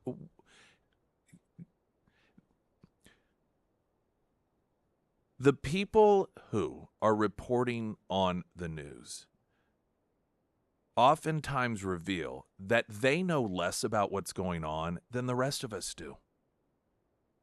Every time somebody from the media is reflecting on public opinion and says, I don't get it, I don't understand, what they're saying is they don't know what's going on in this country. Yet they are the ones being paid to tell us what is going on in the country. You realize how backwards that is? Anytime there is, whether it's a straight news person or a commentator that will talk about how I just don't understand how it is that these Trump supporters can support this or support that. Well, then you should not be in the position of giving your thoughts or presenting the news. Because if you don't know, it doesn't mean you don't have to agree with someone to understand or to know. How do you not know? Or at least have some idea of why Trump is more popular in going into his second term than he was his first term. I mean, again, a lot of it is because of what has led into this second term. I mean, let's be honest. Trump was coming off of, or, in 2016, we were coming out of the Obama years, which while many of us noted a lot of problems with the Obama years and a lot of scandals, it certainly wasn't as bad as the Biden years. Trump also had the benefit of running against Hillary Clinton, who was extremely unlikable and unpopular. We had 8 years of a Democrat president, so that oftentimes benefits the opposition party. And I'm not saying that Trump didn't, earn it outright or that, he shouldn't have won. He should have, but there were a lot of things that worked in his favor. But he was at the same time unknown. And getting into office, he was just getting his footing. He was just realizing, he was trying to bring in deep state people because he was told, listen, you're going to need some of those individuals and allies. These are all things that he admitted he learned from. Well, we've just been through 4 years of hell as a country. And Trump knows how things work now. And he made a number of very specific promises that he's fulfilling. And overwhelmingly, the American people supported him on all of these issues. And so for a person who is supposed to be educating the population at large about what's going on, saying she doesn't understand and has a hard time believing, that Americans are more favorable of Trump going into this term than they were in 2016, just is further demonstration that the media is filled with people who have no idea what they're reporting, that the American people know more about what's going on in the world of politics than the media, who is supposed to be teaching us about these things, know. Traffic in a moment, weather as well. Right now, latest news update.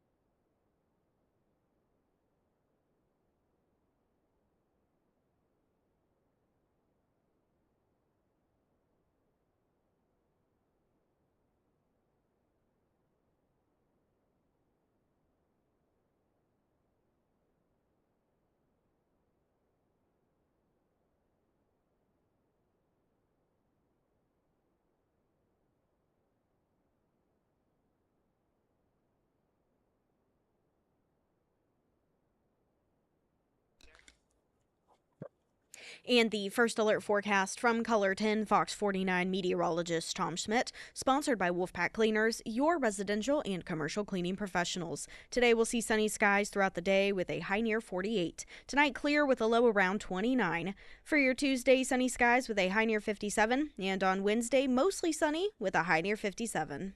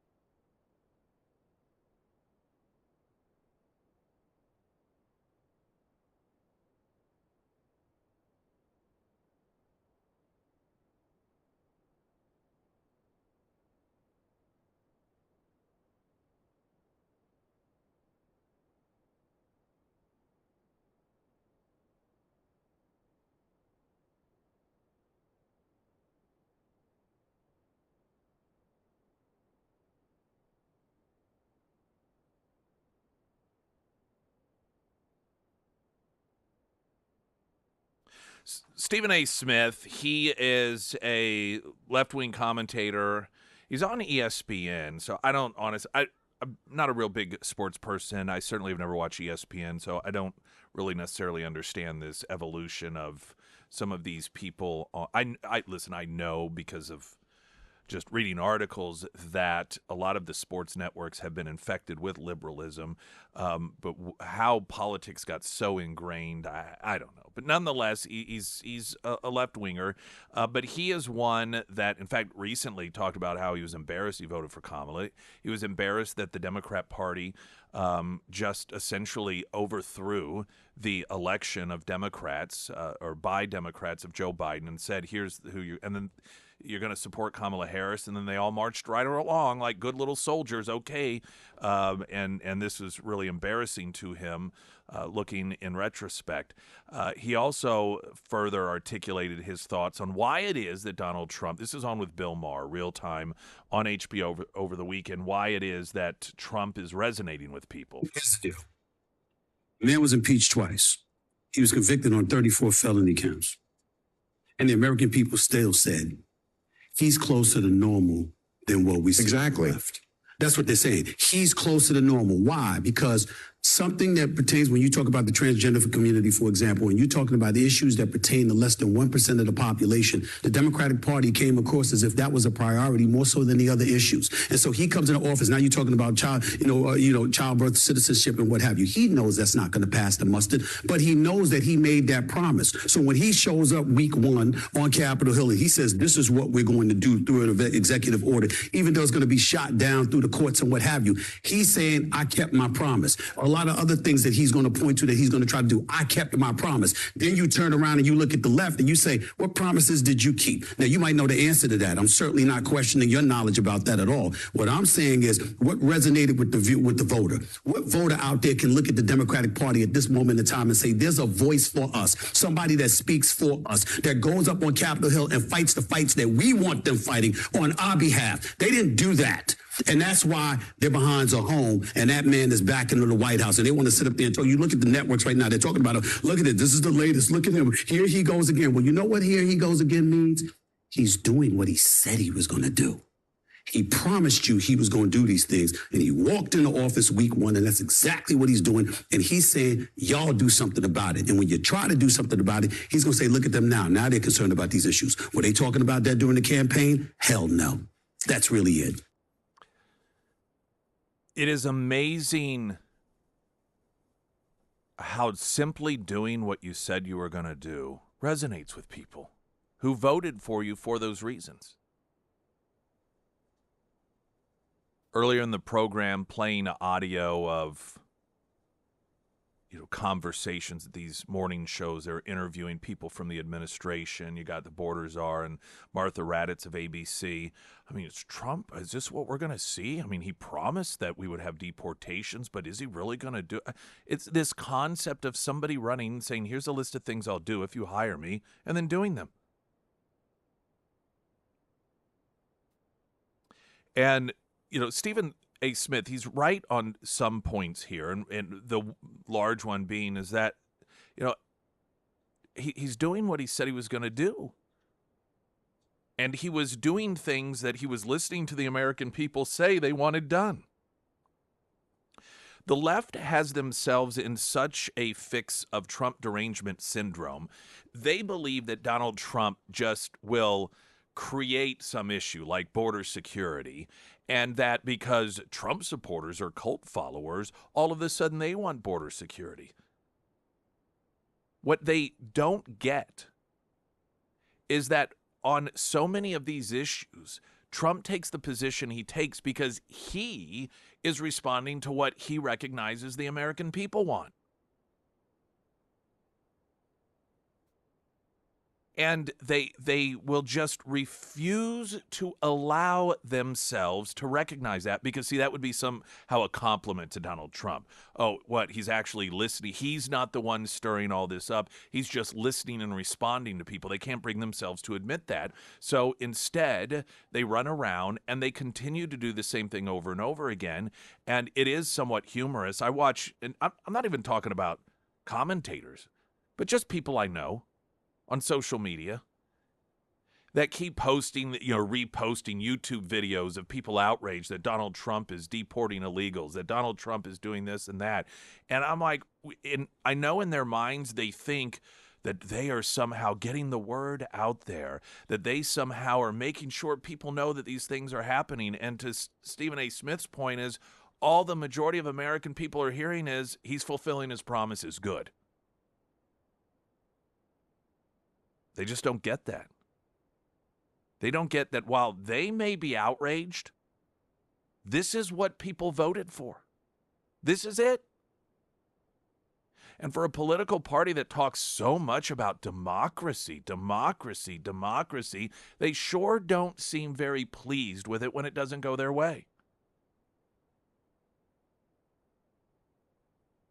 Although, should we be surprised that when right now the head of the Republican Party is somebody who is and got elected on listening to what Americans wanted and saying, okay, I'll fix those problems, versus the Democrat Party that cares so little about what its voters want that they told their supporters, you need to select Joe Biden to run for a second term. Then, after Democrat voters complied and donated hundreds of millions of dollars in order to make it happen, they just snap their fingers like, never mind. Here's the chick that you're going to support now. And we're not even going to allow her to be contested at the convention. The Democrat Party is a top-down, we make the decisions, you do what I do. And they can't understand why that's not, or you do what we say. You're going to vote for the candidate we tell you if we want to overthrow it. These are the policies you're going to support. You're going to get lockstep in. It doesn't matter if we told you a week ago that you're going to support the opposite of this. Today, here's what you're going to do. The problem is, while the loyal Democrat people will do that, Republicans and average Americans don't like that. They want somebody who listens to them, who responds to them, not tell them this is how it's going to be. And until Democrats get that concept, I don't really know what they're going to do. Because right now, all they're doing is marketing for Donald Trump. All of this screaming and squalling and highlighting Trump doing what it was that he said he was going to do and got elected on does not hurt him. It helps him. I ain't complaining about it. Springfield's Talk 1041. I'm Nick Reed.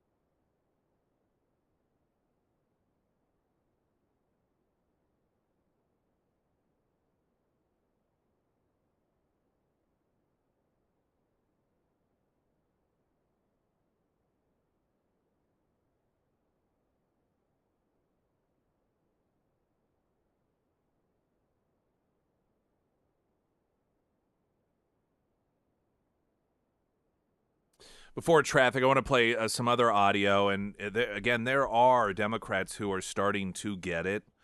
You've got different varying degrees of Democrats. Some Democrats, they think the problem is they weren't screaming loud enough, that they didn't do a good enough job of making people understand how horrible Trump is, that their cries of Hitler and dictatorship just didn't get through. There are Democrats who realize that they did something wrong, Trump did something right, but they can't necessarily quite comfortable with it because they see it in a political context, a campaign context, not a context of just what works and what doesn't work. It's beyond their comprehension that maybe the American people just feel like Trump is much better at the job than Kamala Harris would have been or than Joe Biden was, and that things are going to be better. That they can't wrap their mind around. But then there are those who have really awakened. And it's a small segment of the Democrat population, but, it's the RFK Juniors, the Tulsi Gabbards, those who have realized that everything, that the Democrat Party is just wrong, that they are wrong for America, that their solutions aren't actual solutions for anything other than sometimes their own quest for power, and that Donald Trump is somebody who just wants to make lives better for people. And one of the Democrats that has been speaking out on this is a former fundraiser for the DNC and specifically for President Barack Obama, Allison Hugh, and she had this to say about Trump on the Ingram angle. The historical time, Laura. This is day 4, and he's done more in 4 days than Biden did in 4 years. This morning, he was in D.C. Then he flew to North Carolina to visit the devastation from the hurricanes. Then he flew on Air Force One to LAX, took Marine One to the Palisades to talk to the victims of this awful biblical fire. He talked to the firefighters and the first responders. I don't remember Biden doing this. He never even visited North Carolina. Kamala Harris, just right before the election, she finally went to visit the border. This is what competency looks like. I know we're not used to it in California. We're not used to it in the United States. And I know that people are just shocked how much he's getting done. He worked on all these executive orders, making sure that we're ahead of China in the AI race. So he's working on that. He's working on the southern border. He's working on the flood victims. I am just really proud to have our president serve and really care about the people of LA. That is a lifelong, until recently, big-time fundraiser for the Democrat Party. And I think that those words in that one simple sentence of all that she said, this is what competency looks like, is a fantastic summation of what we're seeing. And just at that point, this was on Friday, the 4 days, or Thursday or Friday, the 4 days that Trump has been president.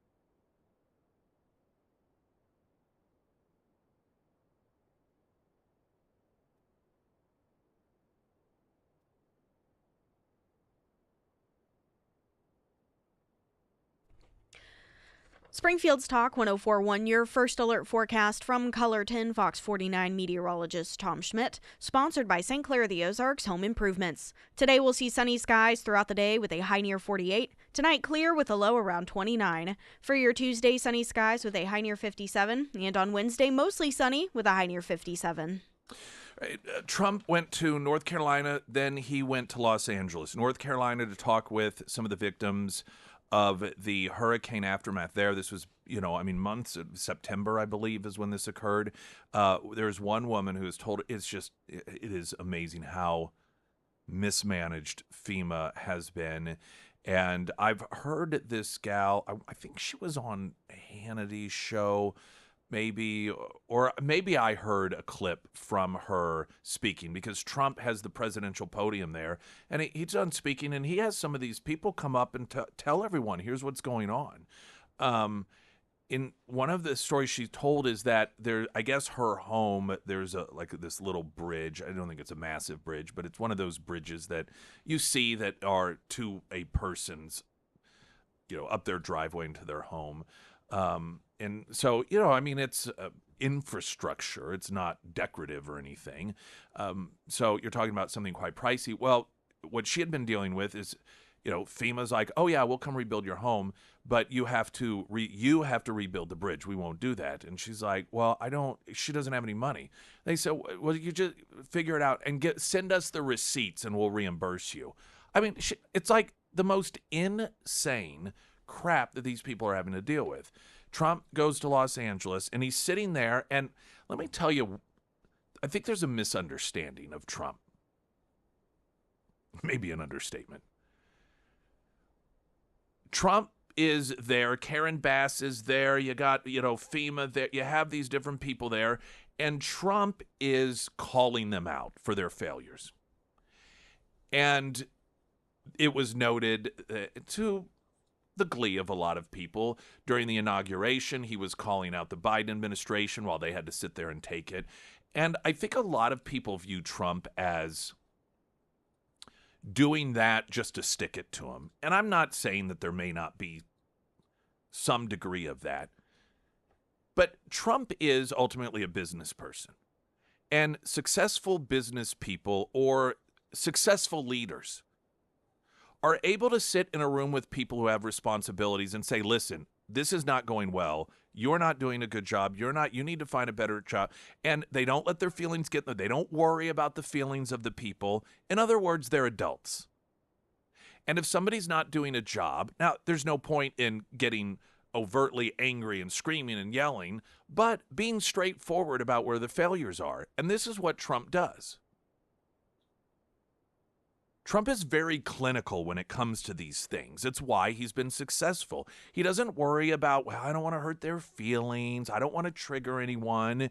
If you are failing, listen, this is where the failures are. You need to fix this. And so this is what Trump does. And frankly, it makes some people uncomfortable to watch. I think even people who like Trump, sometimes when he calls people out and they're right there, it makes them a little uncomfortable. And they're like, well, I kind of wish he wouldn't do that. He looks bad when he does it. But this is Trump just getting things done, not pussyfooting around things, not, well, I'm worried about people's, just getting it done. Just get it done. I want to play audio for you. This is in Los Angeles. And among the agencies that he's calling out, and he's specific about where FEMA's failing and the reasons that FEMA fails and what needs to change. And in doing so, and what you're going to hear this audio start off with, and then it'll be followed by Trump responding, is a California congressman by the name of Sherman. And he jumps in. I wouldn't say he's interrupting Trump because there's some talking back and forth. He jumps in telling Trump, I'd like to defend FEMA here a bit. Mr. President, if I can just defend FEMA a little bit. Yeah. They brought thousands of people in. I don't know how they're doing in other states. They're doing a good job for us here. They've got a huge center that's open from 9 in the morning till 8 at night. But also, when you have a disaster this size, you need to be able to deploy thousands of people, which they've been able to do. Now, California, if we did it on our own, maybe we'd have thousands of people. You do. But if Rhode Island has a Palisades disaster, are they then supposed to keep How many people do you have in California? 36? How many million people do you have? But you have 40 million people. You're not going to get a few thousand people. The problem with FEMA is they come from all over the country. They end up in arguments with your people from California because they want to do it a totally different way. And I can live either way, but you haven't gotten very much done with FEMA and all you have to do is look at North Carolina. It's one of the great disasters of all time. And Mr. President, you can't have Rhode Island maintain a staff of thousands and thousands of people waiting to see if they have a disaster. You know who came in and fixed North Carolina or the process? Other states, people from all over the country came. And you have the same thing. You have a lot of people from all over the country. Getting the people is not a problem. Getting the organization's a big problem. FEMA's incompetently run, and it costs about 3 times more than it should cost. I'm hoping we can spend money on schools instead of giving money to bureaucracy. It takes you so much longer. Mr. President, it takes you so much longer for helping our people. FEMA has a standard, Brad, and I'm a builder. I was a very good builder. FEMA has a standard that's so slow. They want permit on permit on permit, and then they want permits on top of that. If you use FEMA, you'll be here for a long time. What I'm saying is get the city, get the state to give you immediate 24-hour permits. These people are going to build their own homes. They're going to get them built fast. Now, this is very important to recognize what's going on here. And Congressman Sherman, he was very respectful. And Trump was very respectful back. And this is the sort of conversation I think actually is a positive thing between political opposition, and to do it in an open forum. What it also does is lend insight into the perspective of each of these two individuals and for whom it is that they are going to bat. For Donald Trump, it is the citizens of Los Angeles who are victims of this fire. The go-to defense of Congressman Sherman was government. FEMA. FEMA's doing a wonderful job. They're doing everything they can. And Trump's position is they're doing a bad job. This doesn't mean that Congressman Sherman's I have no idea who this guy is, other than he's a member of Congress. And when it came time to figure out how it is to do things better, his defense was status quo. I go back to the kitchen nightmare scenarios. I know I use this as an example, but it is a display of human nature that is such a reflection of how things work in politics so often, in government. And you got Gordon Ramsay. He's this expert, and he knows what he's doing. People recognize it. So you have the restaurant that is going under, and they don't know why they're going under. And if they don't have help soon, then they're going to go completely under and lose their business. So they reach out to him, and he comes in, and he evaluates what's going on. He sees all the problems. He's like, here's what needs to change. And then the very people who recognize that they have a real problem on their hands are the first ones to say, no, we can't do it that way. This is the way this is what people like. Oh, we've made this Alfredo sauce this way for 25 years. This is what people expect from us. And you, as an observer, bang your head against the wall saying, but you're failing. Your result, you know this yourself, you're failing. And so even Democrats, and some of this may be political, but when it comes to dealing with these fires in LA, they're running around, oh yeah, we're going to get to the bottom of this. Oh, we're going to have a commission to figure out what went wrong. And so, but what do? Anytime you have someone pointing out, okay, clearly FEMA's a problem here. Oh no, FEMA's wonderful. Everything's fine. I want to thank them. FEMA's done a wonderful job. No, they have not. Well, if FEMA's filled with wonderful people, that may be, that's not the point. This is the difference in the way that, and by the way, it's not just a Democrat thing. This is establishment government, where their default is to defend government. Their default is government's doing great or wonderful, or like I said, they may do the lip service about, oh yeah, we need to figure out how to do this better. Yet, amazingly, they can never find anything wrong.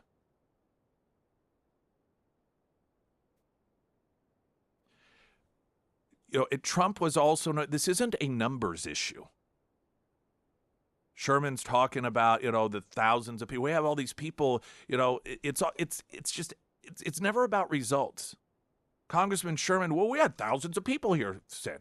Okay, but they're not getting what needs to be done because their people fight with your people. There has to be some better management of all of this stuff. Someone needs to figure this out because it's not working. And so the people who are supposed to have the best interest of the people of California and Los Angeles in mind are the first ones that are saying, no, we can't change that. No, we can't do that. No, don't beat up on FEMA. They're wonderful. And it's that attitude why things don't get better. It's that attitude why government is not efficient. It is that attitude that demonstrates why it is that government's answer for everything is let's just do more of what we're already doing because we're doing a great job. We just need more resources. And as long as people, in whatever capacity, continue to reward those who operate things in that manner with re-election and rehire them, things will not change. And you will see a continued failure of response in California the way that you do versus what you see in Florida. All of that snow that came down, like this historic snow, and heck, even here in the Ozarks, we're used to it, but that first snow that comes down, people kind of forget. You can imagine these people in Florida, a percentage of which I don't even know. I've never even driven in this stuff before. But what's the difference in the way that California deals with something versus Florida? They plan ahead for this stuff. Even though it was something that in some parts of Florida hasn't happened in the lifetime of the people running those emergency divisions, they plan ahead of time, and they plan wisely ahead of time instead of just waiting until something happens and then scrambling around trying to figure out how to deal with the problem and then defending the government's response whenever somebody comes in and notes, this really isn't going as well as it should. Springfield's Talk 1041, I'm Nick Reed.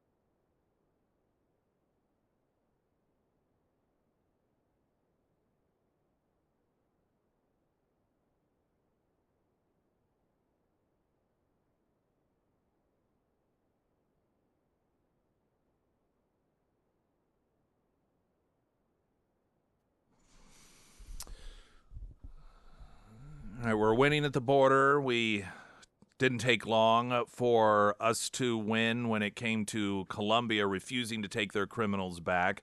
Belarus unilaterally releasing a hostage there. Most Americans didn't even know was being held hostage. Not to mention the hundreds and hundreds of billions of dollars of Saudi Arabia announcing just a few days ago $600 billion they're going to invest in our economy. Last week, the audio of the different AI tycoons, the CEOs of these companies, hundreds and hundreds, I think $500 billion of infrastructure and jobs they're going to create here in the United States. And they all said one thing, it's because Donald Trump is president. Hasn't it been horrible so far? all of the people on social media that are screaming and yelling about how horrible it's going to be. If only Trump would stop with all these successes, he'd have time to build these concentration camps that we're told he's going to build. Out in Las Vegas, he floated the idea of eliminating federal income tax if the tariffs do for us what they did once upon a time, and that was provide enough revenue that we didn't have to have income tax. This is one of those scenarios in which people who are opposed to people keeping their own private property, that's your income, want you to believe that the world can't exist unless our government does that to us. That since the beginning, income taxes have been a thing, and that's the only way governments can function. We spent, I think, 130 plus years of this country not having income tax, and instead having our government run by other people, paying for it by way of tariffs.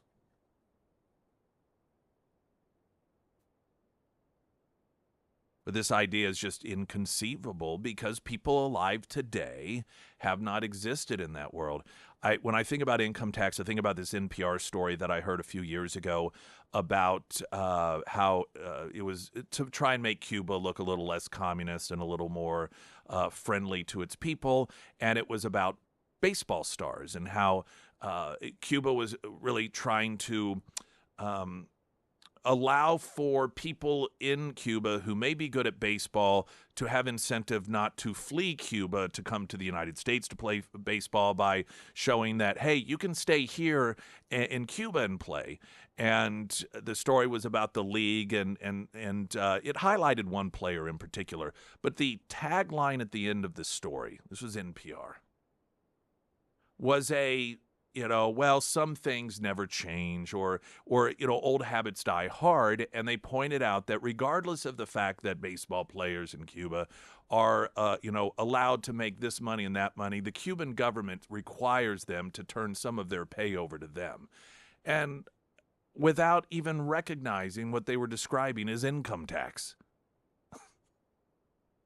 But yeah, we have that here as well.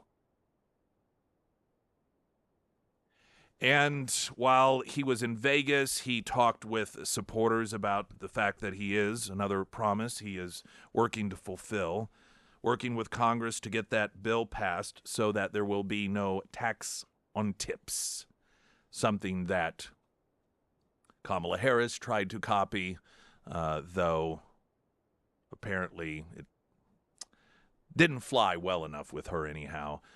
To make much meaningful difference, not only in her campaign, but in the state of Nevada. And so that is, again, how can you be opposed to that? Apparently Kamala wasn't. She supported it. So it'll be interesting to see what way the Democrats push back on hardworking Americans that get tips not being able to get that pass through. How are Democrats going to push back against it when Kamala Harris herself tried to adopt the same economic policy by way of taxes? Springfield's Talk 104.1. I'm Nick Reed.